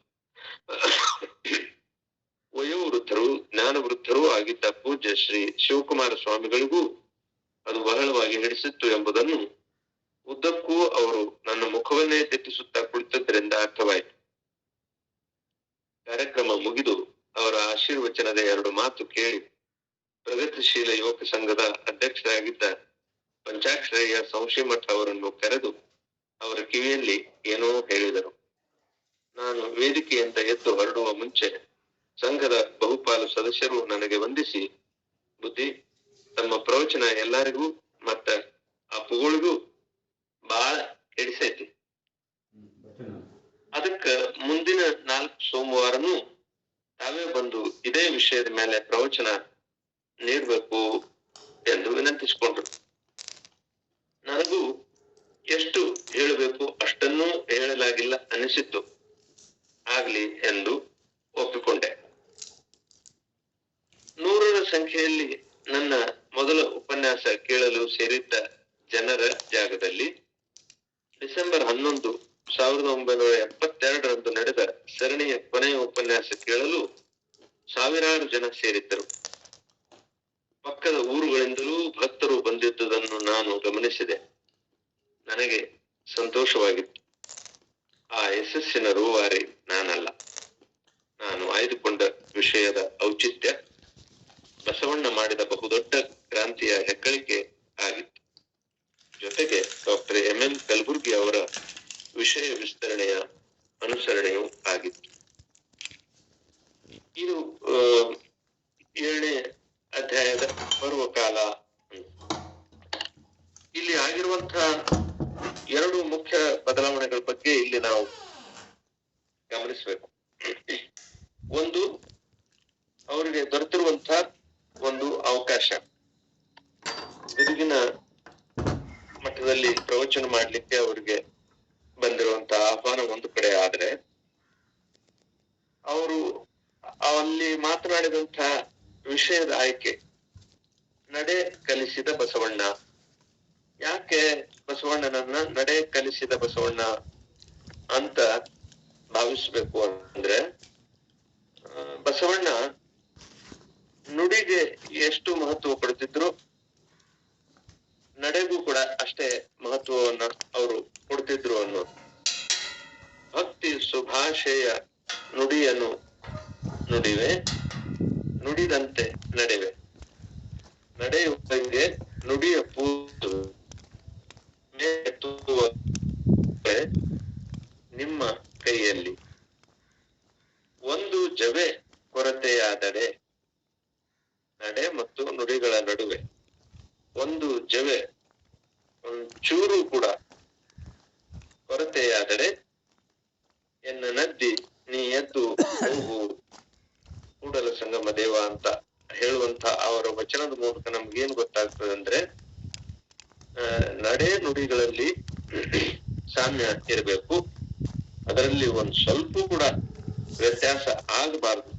ಹಂಗೇನಾದ್ರೂ ಆದ್ರ ನನ್ನನ್ನ ಮುಳುಗಿಸಿ ನೀ ಎದ್ದು ಹೋಗು ಅನ್ನುವಂತ ಆಹ್ವಾನವನ್ನ ದೇವರಿಗೆ ಕೊಟ್ಟಂತ ಬಸವಣ್ಣನ ಕುರಿತಾಗಿ ಅವರು ಅಲ್ಲಿ ಪ್ರವಚನ ಮಾಡಿದ್ದು ಒಂದು ಕಡೆ ಆದ್ರೆ, ಅವರ ಸ್ನಾತಕೋತ್ತರ ಶಿಕ್ಷಣದ ಅವಧಿಯಲ್ಲಿ ಎಂ ಕಲಬುರ್ಗಿ ಅವರು ಅವರ ಮೇಲೆ ಮಾಡಿದಂತ ಗಾಢವಾದಂತ ಪ್ರಭಾವ. ಒಂದು ವಿಷಯವನ್ನ ಇಲ್ಲಿ ತಾವು ಗಮನಿಸಿದ್ರಿ, ಸಿದ್ದರಾಮದೇವರು ಒಳ್ಳೆ ಕವಿಯೂ ಕೂಡ ಆಗಿದ್ರು. ಬೇಂದ್ರೆ ಅವರಂತ ಒಬ್ಬ ಕವಿ, ಶ್ರೇಷ್ಠ ಕವಿ, ಇವರ ಕವಿತೆಯನ್ನ ಮೆಚ್ಚಿಕೊಂಡಿದ್ದ ಅಂದ್ರೆ ಈ ಮುಂದೆ ಅವರು ಎಷ್ಟು ದೊಡ್ಡ ಕವಿ ಆಗ್ಬೋದಾಗಿತ್ತು, ಅಥವಾ ಕನ್ನಡ ಕಾವ್ಯ ಪರಂಪರೆಯಲ್ಲಿ ತಮ್ಮ ಹೆಸರನ್ನ ಅವರು ಮೂಡಿಸಬಹುದಾಗಿತ್ತು ಅನ್ನುವಂಥದ್ದಕ್ಕೆ ಒಂದು ಕುರು ಸಿಗ್ತದೆ. ಅವರೇ ಸ್ವತಃ ಮೂಜಗಮ್ಮ ಅವ್ರ ಮುಂದೆ, ನಿಮ್ ಸಿದ್ದರಾಮದೇವರು ಒಳ್ಳೆ ಕವಿತಾ ಬರೀತಾರೆ, ಅವರು ಮುಂದೆ ಒಳ್ಳೆ ಕವಿ ಆಗ್ತಾರ ಅಂತ ಭವಿಷ್ಯ ನುಡಿದಿದ್ರು ಕೂಡ ಅದನ್ನ ಹಿಂದೆ ಸರಿಸಿ ಕಲಬುರ್ಗಿ ಅವರ ಬೋಧನಾ ಪ್ರಭಾವದಿಂದಾಗಿ ಅವರು ಪದ್ಯದಿಂದ ಗದ್ಯದ ಕಡೆಗೆ ವಾಲಿದ್ರು ಅನ್ನುವಂಥದ್ದೇನಿದೆ ಅಲ್ಲ, ಈ ವಿಷಯವನ್ನ ನಾವು ಗಮನಿಸಿದಾಗ ಎಂ ಕಲಬುರ್ಗಿ ಅವರ ಪ್ರಭಾವ ಇವರ ಮೇಲೆ ಎಂಥದ್ದಾಗಿತ್ತು ಅನ್ನೋದು ನಮ್ಗೆ ಗೊತ್ತಾಗ್ತದೆ. ಸೊ ಹಾಗೆ ಇವರ ಪ್ರವಚನದಲ್ಲಿ ಕೇವಲ ರಸವತ್ತಾದಂತಹ ನಿರೂಪಣೆ ಇರಲಿಲ್ಲ, ವೈಚಾರಿಕತೆಯ ದಟ್ಟವಾದಂತ ಒಂದು ಅಲ್ಲಿ ಶಕ್ತಿ ಇತ್ತು ಅನ್ನೋದು ಕೂಡ ಗೊತ್ತಾಗ್ತದೆ. ಹಾಗಾಗಿ ಅವರ ಪ್ರವಚನ ಆ ಮಠದಲ್ಲಿ ನಡೆದಿರುವಂತಹ ಉಳಿದ ಪ್ರವಚನಗಳಿಗಿಂತ ತುಂಬಾ ಭಿನ್ನವಾಗಿತ್ತು. ಈ ಕಾರಣದಿಂದಾಗಿ ಅದು ಅವರ ಬದುಕಿನ ಒಂದು ಪರ್ವಕಾಲ ಆಗಿತ್ತು. ಒಂದು ಅವರ ಸ್ನಾತಕೋತ್ತರ ಅಧ್ಯಯನದ ಕಾಲಘಟ್ಟ ಅನ್ನೋದು ಆದ್ರೆ, ಇನ್ನೊಂದು ಅವರು ಗದುಗಿನ ಮಠದಲ್ಲಿ ನೀಡಿದಂತಹ ಆ ಪ್ರವಚನದ ಶೈಲಿ ಮತ್ತು ವಿಷಯದ ವಿಸ್ತಾರ, ಇದಕ್ಕೆ ಅದು ಒಂದು ಪೀಠಿಕೆ ಆದಂತಾಗಿತ್ತು ಅಂತ ಹೇಳಿ ಹೇಳ್ತಾ ನಾವು ಇವತ್ತಿನ ಈ ಉರಿಯ ಗದ್ದುಗೆಯ ಚಿಂತನವನ್ನ ಇಲ್ಲಿಗೆ ಒಂದು ಅಲ್ಪ ವಿರಾಮ ಕೊಟ್ಟು ನಿಲ್ಲಿಸೋಣ. ತಾವು ನಿತ್ಯವೂ ಇದ್ರ ಬಗ್ಗೆ ಕೇಳ್ತಾ ಇರ್ತೀರಿ. ಚರ್ಚೆ ಮಾಡುವಂತ ಸಂದರ್ಭದಲ್ಲಿ ಇಲ್ಲಿ ಯಾರು ಮಾತಾಡೋದಿಲ್ಲ. ಆಮೇಲೆ ನನಗೆ ಫೋನ್ ಮಾಡಿ ನಾವು ಚರ್ಚಿಸ್ತೀರಿ, ತಮ್ಗೆ ಅದು ಇಷ್ಟವಾಯ್ತು ಅಂತ ಹೇಳ್ತೀರಿ. ಈ ವಿಷಯವನ್ನ ಇಲ್ಲೇ ಚರ್ಚಿಸಿದ್ರೆ ಅವರು ಬೇರೆಯವರಿಗೂ ಕೂಡ ಅದು ಒಂದು ಪ್ರೇರಣೆ ಆಗ್ತದೆ ಅನ್ನುವಂತ ಮಾತನ್ನ ಹೇಳ್ತಾ, ಇದರ ಕುರಿತಾಗಿ ತಾವು ತಮ್ಮ ವಿಚಾರಗಳನ್ನ ಇಲ್ಲಿ ಮಂಡಿಸಬೇಕು ಅಂತ ಹೇಳಿ ಕೇಳಿ ನನ್ನ ಇವತ್ತಿನ ಈ ಉರಿಯ ಗದ್ದುಗೆ. ಇಲ್ಲಿವರೆಗೆ ಶ್ರೀ ಬಾಪುಗೌಡ ಪೊಲೀಸ್ ಪಾಟೀಲ್ ಅವರು ಉರಿಯ ಗದ್ದುಗೆಯ ಈ ಅಧ್ಯಾಯವನ್ನ ಬಹಳ ಸೊಗಸಾಗಿ ನಿರೂಪಣೆ ಮಾಡಿದ್ದಾರೆ. ವ್ಯಕ್ತಿಯ ಮೇಲೆ ಪ್ರಭಾವ ಬೀರುವುದು ಅಷ್ಟು ಸಾಮಾನ್ಯವಾದ ಕೆಲಸ ಅಲ್ಲ. ಅವರ ನಡೆ ನುಡಿಗಳು ಒಂದಾದಾಗ ಇನ್ನೊಬ್ಬ ವ್ಯಕ್ತಿಯ ಮೇಲೆ ಅವರ ಪ್ರಭಾವ ಆಗ್ತದ ಅನ್ನೋದಕ್ಕೆ ಎಂ ಕಲಬುರ್ಗಿ ಅವರ ಪ್ರಭಾವ ಸಿದ್ದರಾಮದೇವರ ಮೇಲೆ ಗಾಢವಾಗಿ ಆಗಿ ಅದನ್ನವರು ಅನುಸರಿಸಿಕೊಂಡು ಹೋದರು ಅನ್ನೋದನ್ನು ಕೂಡ ನಾವಿಲ್ಲೇ ನೋಡುತ್ತೀವಿ. ಅವರು ಅವರ ವಿದ್ಯಾಗುರುಗಳು ಡಾಕ್ಟರ್ ಎಂ ಕಲಬುರ್ಗಿ ಅವರು, ಅವರ ಕುರಿತಾದಂತಹ ಒಂದು ಸ್ಮರಣೆ ಡಾಕ್ಟರ್ RC ಹಿರೇಮಠರವರ ಸ್ಮರಣೆ, ಕರ್ನಾಟಕ ವಿಶ್ವವಿದ್ಯಾಲಯದ ಅಂದಿನ ಘನತೆ ಹೇಗೆ ಇತ್ತು ಅನ್ನೋದನ್ನು ಕೂಡ ನಾವು ಇಲ್ಲಿ 1970ರ ಆ ದಶಕದಲ್ಲಿ ಅದು ಉಚ್ಛಾಯ ಸ್ಥಿತಿಯಲ್ಲಿ ಅದು ಇತ್ತು, ಈಗೂ ಕೂಡ ಇದೆ. ಆದ್ರೆ ಮೊದಲಿನ ಒಂದು ಆ ಒಂದು ಗಂಭೀರತೆ ಬಹುತೇಕ ಇಂದೆಲ್ಲೋ ಒಂದು ಈಟ ಸಡಿಲುಗೊಂಡಿದೆ ಏನೋ ಅನ್ನುವಂತ ಭಾವ ಇವತ್ತೆಲ್ಲರ ಮನಸ್ಸಿನ ಮೇಲೆ ಬರ್ತಾ ಇದೆ. ಅಂಥ ಪರಿಸರದಲ್ಲಿ ಬೆಳೆದಿರುವಂತಹ ಸಿದ್ದರಾಮದೇವರು ವೈಚಾರಿಕ ಹಿನ್ನೆಲೆಯನ್ನ ತಮ್ಮಲ್ಲಿ ರೂಢಿಸಿಕೊಂಡಾಗ ಪ್ರಸ್ತುತ ದಿನಮಾನದೊಳಗ ಅದು ಎಲ್ಲಾ ಸಮುದಾಯಕ್ಕೆ ಬೇಕಾಗಿರುವಂತಹ ಒಂದು ವಿಷಯ. ಅದನ್ನ ಅವರು ನಡೆಯ ಕಲಿಸಿದ ಬಸವಣ್ಣ ಅನ್ನುವ ಶೀರ್ಷಿಕೆ ಅಡಿಯೊಳಗ ಸುಮಾರು 5 ವಾರಗಳ ಒಂದು ಸರಣಿಯನ್ನ ಗದಗಿನ ಮಠದಲ್ಲಿ ನೀಡಿದ್ದು ಬಹುತೇಕ ಅದು ಅವರ ಅಂಕುರಕ್ಕೆ ಅದೊಂದು ನಾಂದಿ ಆಯ್ತೇನೋ ಅಂತ ಹೇಳ್ಕೊಂಡು ನಾವೆಲ್ಲ ಇಲ್ಲಿ ಭಾವಿಸಬೇಕಾಗಿದೆ. ಇಂಥ ಒಬ್ಬ ಗುರುಗಳನ್ನ ಅವರು ಪಡೆದುಕೊಳ್ಬೇಕು, ಅದನ್ನ ಅವರನ್ನ ಈ ಮಠಕ್ಕೆ ಮಾಡಿಕೊಳ್ಬೇಕು ಅನ್ನೋ ಒಂದು ಆಶಾಭಾವನೆ ಮೂಡಿರ್ಲಿಕ್ಕೆ ಸಾಕು. ಯಾಕಂದ್ರ ಅವರ ವಿದ್ವತ್ತು, ಅವರ ಗಾಂಭೀರ್ಯ, ಅವರ ಮಾತಿನ ಶೈಲಿ, ಬಳಸಿದ ಪದಗಳ ಪ್ರಯೋಗ ಅವೆಲ್ಲವೂ ಜನರನ್ನ ಚಿಂತನೆಗೆ ಈಡು ಮಾಡುವಲ್ಲಿ ಅವು ಸಹಕಾರಿಯಾದದ್ದರಿಂದ ಅವರು ಎಲ್ಲರ ಹೃದಯವನ್ನ ತಮ್ಮ ಮಾತಿನ ಮೂಲಕ, ತಮ್ಮ ನಡೆಯ ಮೂಲಕ ಗೆದ್ದಿದ್ದಾರೆ ಅನ್ನೋದು ಇಲ್ಲಿ ನಮಗೆ ಸ್ಪಷ್ಟವಾಗಿ ಕಂಡು ಬರ್ತಾ ಇದೆ. ಆ ಹಿನ್ನೆಲೆ ಒಳಗ ನಮಗೂ ಕೂಡ ಅನೇಕ ಜನರ ಪ್ರಭಾವಗಳು ಆಗಿರ್ತಾ ಇವೆ. ಅವರ ಪ್ರಭಾವ ವಲಯದಲ್ಲಿ ನಾವೆಲ್ಲ ಬೆಳಿತಾ ಇದ್ದೀವಿ. ಅದನ್ನ ನಾವು ಇಲ್ಲಿ ಅಂತರಂಗದೊಳಗೆ ಅವರನ್ನ ಗೌರವಿಸುವುದು ಬಹಳ ಅವಶ್ಯ ಅನ್ನೋದನ್ನು ಕೂಡ ನಾವು ಇವತ್ತ ಈ ಉರಿಯ ಗದ್ದುಗೆಯ ಈ ಅಧ್ಯಾಯದಿಂದ ಕಂಡುಕೊಳ್ತಾ ಇದ್ದೇವೆ. ಶಾಂತವೀರ ಪಟ್ಟಾಧ್ಯಕ್ಷರ ಒಂದು ದೂರದೃಷ್ಟಿ ಜಂಗಮ ಸಮಾಜದಲ್ಲಿರುವಂತಹ ಈ ಬಡ ಯುವಕರಿಗೆ ಏನಾದ್ರೂ ಒಂದು ದಾರಿ, ಒಂದು ದೂರದೃಷ್ಟಿಯಿಂದ ಅವರು ಸಂಸ್ಕೃತ ಪಾಠಶಾಲೆಯನ್ನ ಆರಂಭ ಮಾಡಿದ್ದು ಒಂದು ಬಹುತೇಕ ಪುನಃ ಮತ್ತು ನಾವು ಈ ವೈದಿಕ ವ್ಯವಸ್ಥೆಗೆ ಗಂಟು ಬಿದ್ರಲ್ಲ ಅನ್ನುವಂತ ಭಾವ ಕೂಡ ಇವರಲ್ಲಿ ಬಂದಾಗ ಅದನ್ನ ಅವರು ಸಾರಾಸಗಟ್ಟಾಗಿ ತಳ್ಳಿ ಹಾಕಿದ್ದನ್ನು ಕೂಡ ನಾವು ಇಲ್ಲಿ ನೋಡ್ತಾ ಇದ್ದೇವೆ. ಅಲ್ಲಿ ಒಂದು ಕಡೆಗೆ ಜಂಗಮ ಈ ಯುವಕರ ಬಗ್ಗೆ ಇರುವಂತ ಕಾಳಜಿ ಒಂದು ಕಡೆ, ಆದರೆ ಇನ್ನೊಂದು ಕಡೆಗೆ ಏನ್ ಬರ್ತದಂದ್ರ ಜಂಗಮ ಈ ಯುವಕರಿಗೆ ಯೋಗ್ಯ ಶಿಕ್ಷಣವನ್ನ ಕೊಟ್ಟು ಅವರನ್ನ ಯಾಕೆ ವಿಚಾರಶೀಲರನ್ನಾಗಿ ಮಾಡಬಾರದು ಅನ್ನುವಂತ ಒಂದು ಭಾವ ಇವರಲ್ಲಿ ಮೂಡಿದ್ದರಿಂದ ಇವರು ಅವರೊಂದಿಗೆ ಚಿಂತನೆ ಮಾಡುವಂತ ಅವಕಾಶಗಳು ಕೂಡ ಬರ್ತಾ ಇವೆ ಅನ್ನುವಂತ ಮಾತನ್ನ ನಾವು ಮುಂದಿನ ಅಧ್ಯಾಯದಲ್ಲಿ ಕಂಡುಕೊಳ್ಳೋಣ ಅನ್ನುವಂತ ಮಾತನ್ನ ಹೇಳ್ತಾ, ವಿಸ್ತೃತವಾಗಿ ವಿವರಣೆ ಮಾಡಿರುವಂತ ಶ್ರೀ BR ಪೊಲೀಸ್ ಭಟ್ರು ಕೊನೆಯಲ್ಲಿ ಒಂದು ತಮ್ಮ ವಿನಂತಿಯನ್ನ ಕೊಟ್ಟಿದ್ದಾರೆ. ಇಲ್ಲಿ ನಾವು ನಿಮಗೆ ಅವಕಾಶ ಮಾಡಿಕೊಟ್ಟಾಗ ಯಾರೋ ಮಾತನಾಡಲಾರದೆ ಆಮೇಲೆ ಫೋನ್ ಮೂಲಕ ಅವರನ್ನ ಸಂಪರ್ಕ ಮಾಡ್ತಾ ಇದ್ದೀರಿ ಅನ್ನೋ ಕೂಡ ಕಂಡು ಬಂದಿದೆ. ಒಮ್ಮೆ ಮನುಷ್ಯನಲ್ಲಿ ನಾಕೈತಿ, ನಾ ಇಷ್ಟು ಮಂದಿ ಒಳಗ ಮಾತಾಡಿದ್ರೆ ತಪ್ಪಿಯೋ ಏನೋ ಅನ್ನುವಂತ ಭಾವ ಬರ್ತದ. ತಪ್ಪಲಿ ತಾಕಲಿ ನಾವೆಲ್ಲ ಇಲ್ಲಿ ಸಮೂಹದೊಳಗ ನಾವು ಚಿಂತನೆ ಮಾಡಿದ್ರೆ ಅದಕ್ಕೆ ಹೆಚ್ಚಿನ ಒಂದು ಔನ್ನತ್ಯ ಬರ್ತಾ ಇದೆ ಅನ್ನುವಂತ ಮಾತನ್ನ ಹೇಳ್ತಾ, ಇಂದು ಚಿತ್ರದುರ್ಗದ ಸಹೋದರಿ ಮಂಜುಳಾ ಕುಮಾರಿ ಅವರು ಬಸವನ ಬಿಲ್ಲಾಳ ಅನ್ನುವಂಥ ಬಿಲ್ಲಾಗಿ ಅನ್ನುವಂಥ ವಚನವನ್ನ ಬಹಳ ಸೊಗಸಾಗಿ ಅವರು ನಿವೇದನೆ ಮಾಡಿದ್ದಾರೆ. ಅವರಿಗೆ ನಾನು ಅನಂತ ಭಕ್ತಿ ಶರಣಾರ್ಥಿಗಳನ್ನು ಸಲ್ಲಿಸ್ತಾ, ಬಹುತೇಕ ಅವರ ಯಜಮಾನರು ಮಂಜುನಾಥ ಅವರು ಇರಬಹುದು ಅಂತ ನಾನು ಭಾವಿಸಿದ್ದೇನೆ. ಹೌದನ್ರಿ ತಾಯಿ? ಹೌದ್ರಿ ಅಪ್ಪರೇ, ಅಲ್ಲಿ ಚಿಕ್ಕ ಕೊಪ್ಪಕ್ಕೆ ಬಂದಿದ್ರು ಅಪ್ಪರೇ ಅವರುನು. ತಮ್ಗೆ ಅಭಿನಂದನೆಗಳು. ಮತ್ ಇನ್ನೊಂದು ವಿಷಯವನ್ನ ತಾವು ಪ್ರಸ್ತಾಪ ಮಾಡಿದ್ರಿ, ಬಹಳ ಸಂತೋಷ. ನಿಮ್ಮ ಮೊಮ್ಮಗನ ಹೆಂಡತಿ ಅಲ್ರಿ? ಹೌದ್ರಿ ಅಪ್ಪರೇ, ನಮ್ಮ ಮೊಮ್ಮಗ ಅಂದ್ರೆ ನಮ್ಮ ಯಜಮಾನ್ರ ಅಣ್ಣನ ಮೊಮ್ಮಗನ ಹೆಂಡತಿದು ಗರ್ಭ ದೀಕ್ಷೆ ಇದೆ. ಅದಕ್ಕೋಸ್ಕರ ನಮ್ಮನೇಲೆ ಶರಣರು ಬರ್ತಾ ಇದಾರೆ, ನಮ್ಮನೇಲೆ ಆ ವ್ಯವಸ್ಥೆನ ಇಟ್ಕೊಂಡಿದೀವಿ ಅಪ್ಪರೇ. ಶರಣಾರ್ಥಿ. ಬಹಳ ಸಂತೋಷ. ಇದು ಎಲ್ಲಾ ಕಡೆಗೆ ಬೆಳಿಬೇಕು.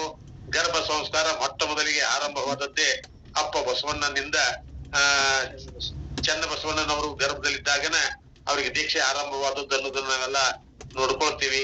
ಆ ಗರ್ಭ ಸಂಸ್ಕಾರದ ಪರಿಣಾಮ ಬಹಳಷ್ಟು ಆಗ್ತಾ ಇದೆ. ತಾಯಿಯವರೇ, ಇವತ್ತೇನ ಈಗ ನಮ್ಮ ಅಡ್ಮಿನ್ ಆಗಿ ಶಿವಕುಮಾರ್ ಶಿರಗೂರ್ ಅವರು ಈ ಕಾರ್ಯಕ್ರಮನ ಆರಂಭ ಮಾಡ್ತಾರಲ್ಲ, ಅವರು ಕೂಡ ಆ ತಾಯಿ ಗರ್ಭದೊಳಗಿದ್ದಾಗ ಅವರ ತಾಯಿಗೆ ಗರ್ಭ ಸಂಸ್ಕಾರ ಕೊಟ್ಟಂತ ಆ ಮಗು ಇವತ್ತು 25 ವರ್ಷದವ BA B.Ed ವರೆಗೆ ಅಭ್ಯಾಸ ಮಾಡಿ ಬಹಳ ಚೆನ್ನಾಗಿ ಕಾರ್ಯಕ್ರಮವನ್ನ ಆಯೋಜನೆ ಮಾಡ್ತಾ ಇದ್ದಾನೆ. ಇದಕ್ಕೆಲ್ಲ ಕಾರಣ ಗರ್ಭ ಸಂಸ್ಕಾರ ಅನ್ನೋದನ್ನ ನಾವು ಮರೆಯಬಾರದು. ಅದು ಇನ್ನೂ ನಮ್ಮ ಜನಕ್ಕೆ ಮುಟ್ಟಬೇಕಾಗಿದೆ. ಮುಟ್ಟಿಸುವಲ್ಲಿ ನಾವೆಲ್ಲೋ ಒಂದ್ ಕಡೆಗೆ ವಿಫಲರಾಗಿದ್ದೇವೆ ಏನೋ ಅನ್ನುವಂತ ಒಂದು ಭಾಸ ಕೂಡ ನಮ್ಮನ್ನ ಕಾಡ್ತಾ ಇದೆ. ಅದನ್ನ ಸಾಧ್ಯದ ಮಟ್ಟಿಗೆ ತಿಳಿದುಕೊಂಡಿರುವಂತ ನಾವು ನೀವುಗಳೆಲ್ಲ ಅದನ್ನ ಹೆಚ್ಚು ಪ್ರಚಾರ ಮಾಡಿ ಸಂಸ್ಕಾರವನ್ನ ನಾವೆಲ್ಲರೂ ನೀಡುವಂತೆ ಈ ಕಾರ್ಯವನ್ನ ಮಾಡೋಣ ಅನ್ನುವಂತ ಮಾತನ್ನ ಹೇಳ್ತಾ ತಮಗೆ ಅಭಿನಂದನೆಗಳನ್ನು ಸಲ್ಲಿಸ್ತಾ, ಈಗ ಸಮಯ 6 ಗಂಟೆ 1 ನಿಮಿಷ ಆಗಿದೆ. 5 ನಿಮಿಷಗಳ ಕಾಲ ನಾವು ಚಿಂತನೆಗೆ ಮೀಸಲಾಗಿಡೋಣ. ಯಾರಾದ್ರೂ ನಿಮ್ಮ ಅನಿಸಿಕೆಗಳನ್ನ ಹಂಚಿಕೊಳ್ಳುವವರಿದ್ದರೆ ದಯವಿಟ್ಟು ಹಂಚಿಕೊಳ್ಳಬೇಕು ಅಂತ ಕೂಡ ನಿಮ್ಮಲ್ಲಿ ಭಿನ್ನ. ಶರಣಾರ್ಥಿಯಪ್ಪರ. ಹೌದಪ್ಪರ, ಈಗ ಹೇಳ್ಬೇಕಂತಂದ್ರೆ ಈಗ ನಮ್ಮ ಮೊಮ್ಮಕ್ಳು 5 ಜನ ಅವ್ರೆಲ್ರಿಗೂನು ಗರ್ಭದೀಕ್ಷೆನೆ ಮಾಡ್ಸಿದೀವಿ. ಅದು ಇಳಕಲ್ಲು ಮಾಂತ ಹಬ್ಬಗಳಿಂದ. ಹಂಗಾಗ್ಬಿಟ್ಟು ನಾವು ಯಾರೇ ಇದು ಗರ್ಭಿಣಿ ಆಗ್ಲಿ ಅವ್ರೆಲ್ರಿಗೂನು ನಾವು ಗರ್ಭದೀಕ್ಷೆ ಕೊಡಿಸ್ತೀವಪ್ಪರೇ. ಅನಂತ ಶರಣಾರ್ಥಿಗಳು. ಬಹಳ ಸಂತೋಷ ತಾಯಿ, ಬಹಳ ಸಂತೋಷ. ಒಳ್ಳೆ ಕೆಲಸ ಮಾಡ್ತಾ ಇದ್ದೀರಿ. ನಿಮ್ಮ ಈ ಕೆಲಸಕ್ಕೆ ನಾವು ಕೂಡ ಅಭಿನಂದನೆಗಳನ್ನು ಸಲ್ಲಿಸ್ತಾ, ನಾವು ಕೂಡ ನಮ್ಮ ಭಾಗದಲ್ಲಿ ಅದನ್ನೆಲ್ಲ ಮಾಡ್ತಾ ಇದ್ದೇವೆ. ವರ್ಷದಲ್ಲಿ ಸುಮಾರು 8-10 ಗರ್ಭ ಸಂಸ್ಕಾರ ಕೂಡ ನಮ್ಮ ಭಾಗದಲ್ಲಿ ನಾವೆಲ್ಲ ಮಾಡ್ತಾ ಇದ್ದೇನು ಕೂಡ ತಮ್ಮ ಗಮನಕ್ಕೆ ತರ್ತಾ, ಮತ್ತಾರಾದ್ರೂ ತಮ್ಮ ಅನಿಸಿಕೆಗಳನ್ನ ಹಂಚಿಕೊಳ್ಳಲಿಕ್ಕೆ ಇಚ್ಛಿಸಿದ್ರೆ ಅವರಿಗೆ ಅವಕಾಶವಿದೆ. ಶರಣಾರ್ಥಿಗಳ್ರಿ ಅಪ್ಪರ. ನಾನು ಗದಗ್ನಿಂದ ಡಾಕ್ಟರ್ ಗಿರಿಜಾ ಹಸ್ಬಿ ಅಂತ ಹೇಳಿ. ಹೇಳಿ ಅಕ್ಕ ಅವ್ರ. ಪೊಲೀಸ್ ಪಾಲ್ಸರ್ಗೆ ಅನಂತ ಶರಣಾರ್ಥಿಗಳು. ಬಹಳಷ್ಟು ಉತ್ತಮವಾಗಿ ನಾನು ಕೂಡ ಮೊನ್ನೆ ಅದನ್ನ ತೆಗೆದುಕೊಂಡು ಓದೇನಿ. ಆದ್ರ ಬಹಳಷ್ಟು ಅದ್ಭುತವಾಗಿ ಎಲ್ಲರಿಗೂ ಮುಟ್ಟಿಸುವಂತ ಕೆಲಸವನ್ನ ಮಾಡ್ಯಾರ. ಆನಂತರ ಅವ್ರ ವಿಚಾರಗಳು ನೋಡ್ರಿ, ಎಲೆಮರೆ ಕಾಯಿ ಅಂತೆ. ನಾನು ಅದೇ ಸಂಸ್ಥೆಯಲ್ಲಿ ನಾನು 20 ವರ್ಷದಿಂದ ಕೆಲಸ ಮಾಡ್ತೇನೆ. ಹೀಗಾಗಿ ಬಹಳಷ್ಟು ಅದ್ಭುತವಾಗಿರ್ತಕ್ಕಂತಹ ಅಂತ ಇವತ್ತ ಸ್ವಾಮಿಗಳು ಸಿಗೋದ್ ಬಹಳ ವಿರಳ. ಅಂತವ್ರು MM ಕಲಬುರ್ಗಿ ಅವ್ರ ಪ್ರಭಾವದಿಂದ ಬೆಳೆದಿರ್ತಕ್ಕಂಥದ್ದು ಅಷ್ಟೇ ಅಲ್ಲ, ನಿಜವಾಗ್ಲೂ ಇವತ್ತಿನ ಕರ್ನಾಟಕ ಯೂನಿವರ್ಸಿಟಿ ಒಳಗ್ ನೀವು ಹೇಳಿದ್ರಪ್ಪ ರಾಗೇಲೆ, ನಾವು ಕೂಡ ಅದರ ಒಂದು ಅಧ್ಯಯನದಲ್ಲಿ ಇದ್ದವ್ರು. ಆದ್ರೆ ನಮಗ್ ಸಿಕ್ಕಿರ್ತಕ್ಕಂಥದ್ದು ಇವತ್ತಿನ ಮಕ್ಕಳಿಗೆ ಸಿಗ್ತಾ ಇಲ್ಲ ಯೂನಿವರ್ಸಿಟಿ ಒಳಗ. ಯಾಕಂತಂದ್ರ ಇವತ್ ನನ್ನ ವಿದ್ಯಾರ್ಥಿಗಳು ಪ್ರತಿ ವರ್ಷನೂ ನಾನು ಯೂನಿವರ್ಸಿಟಿಗೆ ಟಚ್ ಇರೋದ್ರಿಂದ ಪ್ರತಿ ವರ್ಷ ಹೋಗ್ತಕ್ಕಂಥ ವಿದ್ಯಾರ್ಥಿಗಳಿಗೆ ಕ್ಲಾಸೇ ತಗೊಳಂಗಿಲ್ಲ ಅಲ್ಲಿ ಕನ್ನಡ ಉಪನ್ಯಾಸಕರು. ಯಾವುದೇ ಒಂದು ತರಗತಿಗಳನ್ನ ನಡೆಸಲಾರ್ದಕ್ ಇವತ್ತು ಹುಡುಗರು ಏನಾಗ್ಯಾರ ಅಂತಂದ್ರ ಕನ್ನಡದಿಂದ ವಂಚಿತರಾಗ್ಯಾರ ಅಂತ ನಾನು ಹೇಳಲಿಕ್ಕೆ ಇಷ್ಟಪಡ್ತೀನಿ. ಯಾಕಂದ್ರೆ ಯಾವ ವಿಷಯಗಳನ್ನು ಕೂಡ ಅವ್ರಿಗೆ ಹೇಳೋದಿಲ್ಲ. ನನಗೆ ಹೇಳ್ತಾರ ಹುಡುಗರು ಯಾರು ಕ್ಲಾಸ ತಗೊಳಲ್ರಿ ಮೇಡಮ್ ಅಂತ ಹೇಳಿ. ಆ ಹಿನ್ನೆಲೆ ಒಳಗೆ ಇವತ್ತು ಯೂನಿವರ್ಸಿಟಿ ಯಾವ ಲೆವೆಲ್ಗೆ ಹೋಗೈತಿ ಅಂತಂದ್ರ ನಿಜವಾಗ್ಲೂ ಇವತ್ತಿನ ಒಬ್ಬ ಸಾಹಿತಿಗಳು ಹುಟ್ಟಾಕೂ ಸಾಧ್ಯ ಇಲ್ಲ. MM ಕಲಬುರ್ಗಿಯರು ಅಂತಾರ, ನಾವು ಕೂಡ ಅವರ ಒಂದ್ ಇದ್ರೊಳಗ ಓದಿರ್ತಕ್ಕಂಥವ್ರು. ನಾವ್ ಇವತ್ ಏನಾದ್ರೂ ಒಂದು ವಿದ್ವತ್ವನ್ನ ಪಡ್ಕೊಂಡಿವಿ ಅಂದ್ರೆ ಅಂತ ಕರ್ನಾಟಕ ವಿಶ್ವವಿದ್ಯಾಲಯದಲ್ಲಿ ಇರ್ತಕ್ಕಂಥ ಪ್ರಾಧ್ಯಾಪಕರಿಂದ. ಹೀಗಾಗಿ ಇವತ್ ಯಾವ ಒಬ್ಬ ಕವಿ ಹುಟ್ಟಾಕೂ ರೆಡಿ ಇಲ್ಲ. ಆನಂತರ ಯಾವ ಒಬ್ಬ ಉತ್ತಮ ಭಾಷಣಕಾರ ಆಗಕ್ ಸಾಧ್ಯ ಇಲ್ಲ, ಒಬ್ಬ ಒಳ್ಳೆ ಸಾಹಿತಿ ಆಗಕ್ ಕೂಡ ಸಾಧ್ಯ ಇಲ್ಲ. ಅಂತ ಒಂದು ಅಧೋಗತಿಗೆ ಇವತ್ ನಮ್ಮ ಕರ್ನಾಟಕ ವಿಶ್ವವಿದ್ಯಾಲಯ ಐತಿ. ಯಾವ ಒಬ್ಬ ಅಧ್ಯಾಪಕರು ಕೂಡ ಉತ್ತಮವಾಗಿರುವಂತ ಒಂದು ದಿವಸನೂ ಕೂಡ ವರ್ಗ ಕೋಣೆ ಒಳಗ ಪಾಠಗಳನ್ನ ಮಾಡ್ತಾ ಇಲ್ಲ. ವಿದ್ಯಾರ್ಥಿಗಳೇ ಓದಿ ಬರೆಯುವಂತ ಸ್ಥಿತಿ ಕರ್ನಾಟಕ ವಿಶ್ವವಿದ್ಯಾಲಯದಲ್ಲಿ ಐತಿ. ಅದಕ್ಕೆ ನಮ್ಮ ಸಮಾಜದೊಳಗ ಇವತ್ತು ಯಾಕೆ ಇಷ್ಟೊಂದು ಅಧೋಗತಿ ಒಳಗ ನಾವ್ ಇವತ್ ಮಕ್ಕಳು ಕಾಣ್ತೀವಿ ಅಂತಂದ್ರ, ಒಳ್ಳೆ ಒಂದು ಯಾವುದೇ ಒಂದು ಸಂಸ್ಕಾರ ಇವತ್ತು ಸಮಾಜದಿಂದ ಸಿಗ್ತಕ್ಕಂಥದ್ದು, ಶಾಲಾ ಕಾಲೇಜುಗಳಿಂದ ಸಿಗ್ತಕ್ಕಂಥದ್ದು ಅವ್ರಿಗೆ ಸಿಗ್ತಾ ಇಲ್ಲ ಅನ್ನೋದಕ್ಕ ಇವತ್ ಅಷ್ಟೊಂದು ನಾವು ಅಧೋಮುಖವಾಗಿರ್ತಕ್ಕಂತ ಒಂದು ವಿದ್ಯಾರ್ಥಿಗಳನ್ನ ಕಾಣ್ಲಿಕ್ಕೆ ಸಾಧ್ಯ ಐತಿ. ಹಾಗಾಗಿ ಏನಾದ್ರೂ ಇಂಥ ಒಂದು ಕಾರ್ಯಕ್ರಮಗಳನ್ನ ನಾವು ಮೇಲಿನ ಮೇಲೆ ಇವತ್ತು ಆನ್ಲೈನ್ ಇರ್ಬೋದು ಅಥವಾ ಹೊರಗ ಮಾಡ್ತಕ್ಕಂತ ಕೆಲವಾರು ಭಾಷಣಗಳ ಮೂಲಕ ಆದ್ರೂ ಕೂಡ ನಾವು ಇವತ್ ಮಕ್ಕಳಿಗೆ ಸಂಸ್ಕಾರ ಕೊಡಕ್ ಸಾಧ್ಯ ಐತೇನೋ ಅನ್ನುವಂತ ಮಟ್ಟಿಗೆ ನನಗ ಅನಿಸುವಂತದ್ದು. ಹೀಗಾಗಿ ಉತ್ತಮವಾಗಿರ್ತಕ್ಕಂತ ನಮ್ಮ ಪೊಲೀಸ್ ಪಾಲ್ಸರ್ ಬಹಳಷ್ಟು ಇವತ್ ಅತ್ಯಂತ ವಿದ್ವಾನ್ರಂತ ಹೇಳಿಕ್ ನಾನು ಇಷ್ಟಪಡ್ತೇನೆ. ಆ ಹಿನ್ನೆಲೆಯೊಳಗ ಆ ಒಂದು ಪರಿಚಯವನ್ನ ಅವರ ಒಂದು ಸಂಪೂರ್ಣ ಒಂದು ಮಾಹಿತಿಯನ್ನ ನಮ್ಗೆಲ್ಲರಿಗೂ ಉಣಬಡಿಸುವಂತ ಕೆಲಸವನ್ನ ಮಾಡ್ತಾ ಇದ್ದಾರೆ, ಅದು ಬೆಳಗಿನ ಸಮಯದಲ್ಲಿ. ಹೀಗಾಗಿ ಬಹಳಷ್ಟು ಅವರಿಗೆ ಅನಂತ ಧನ್ಯವಾದಗಳನ್ನ ಹೇಳ್ತಾ ಅವಕಾಶಕ್ಕಾಗಿ ಧನ್ಯವಾದಗಳು. ಎಲ್ರಿಗೂ ಶರಣಾರ್ಥಿಗಳು. ಗಿರಿಜಾ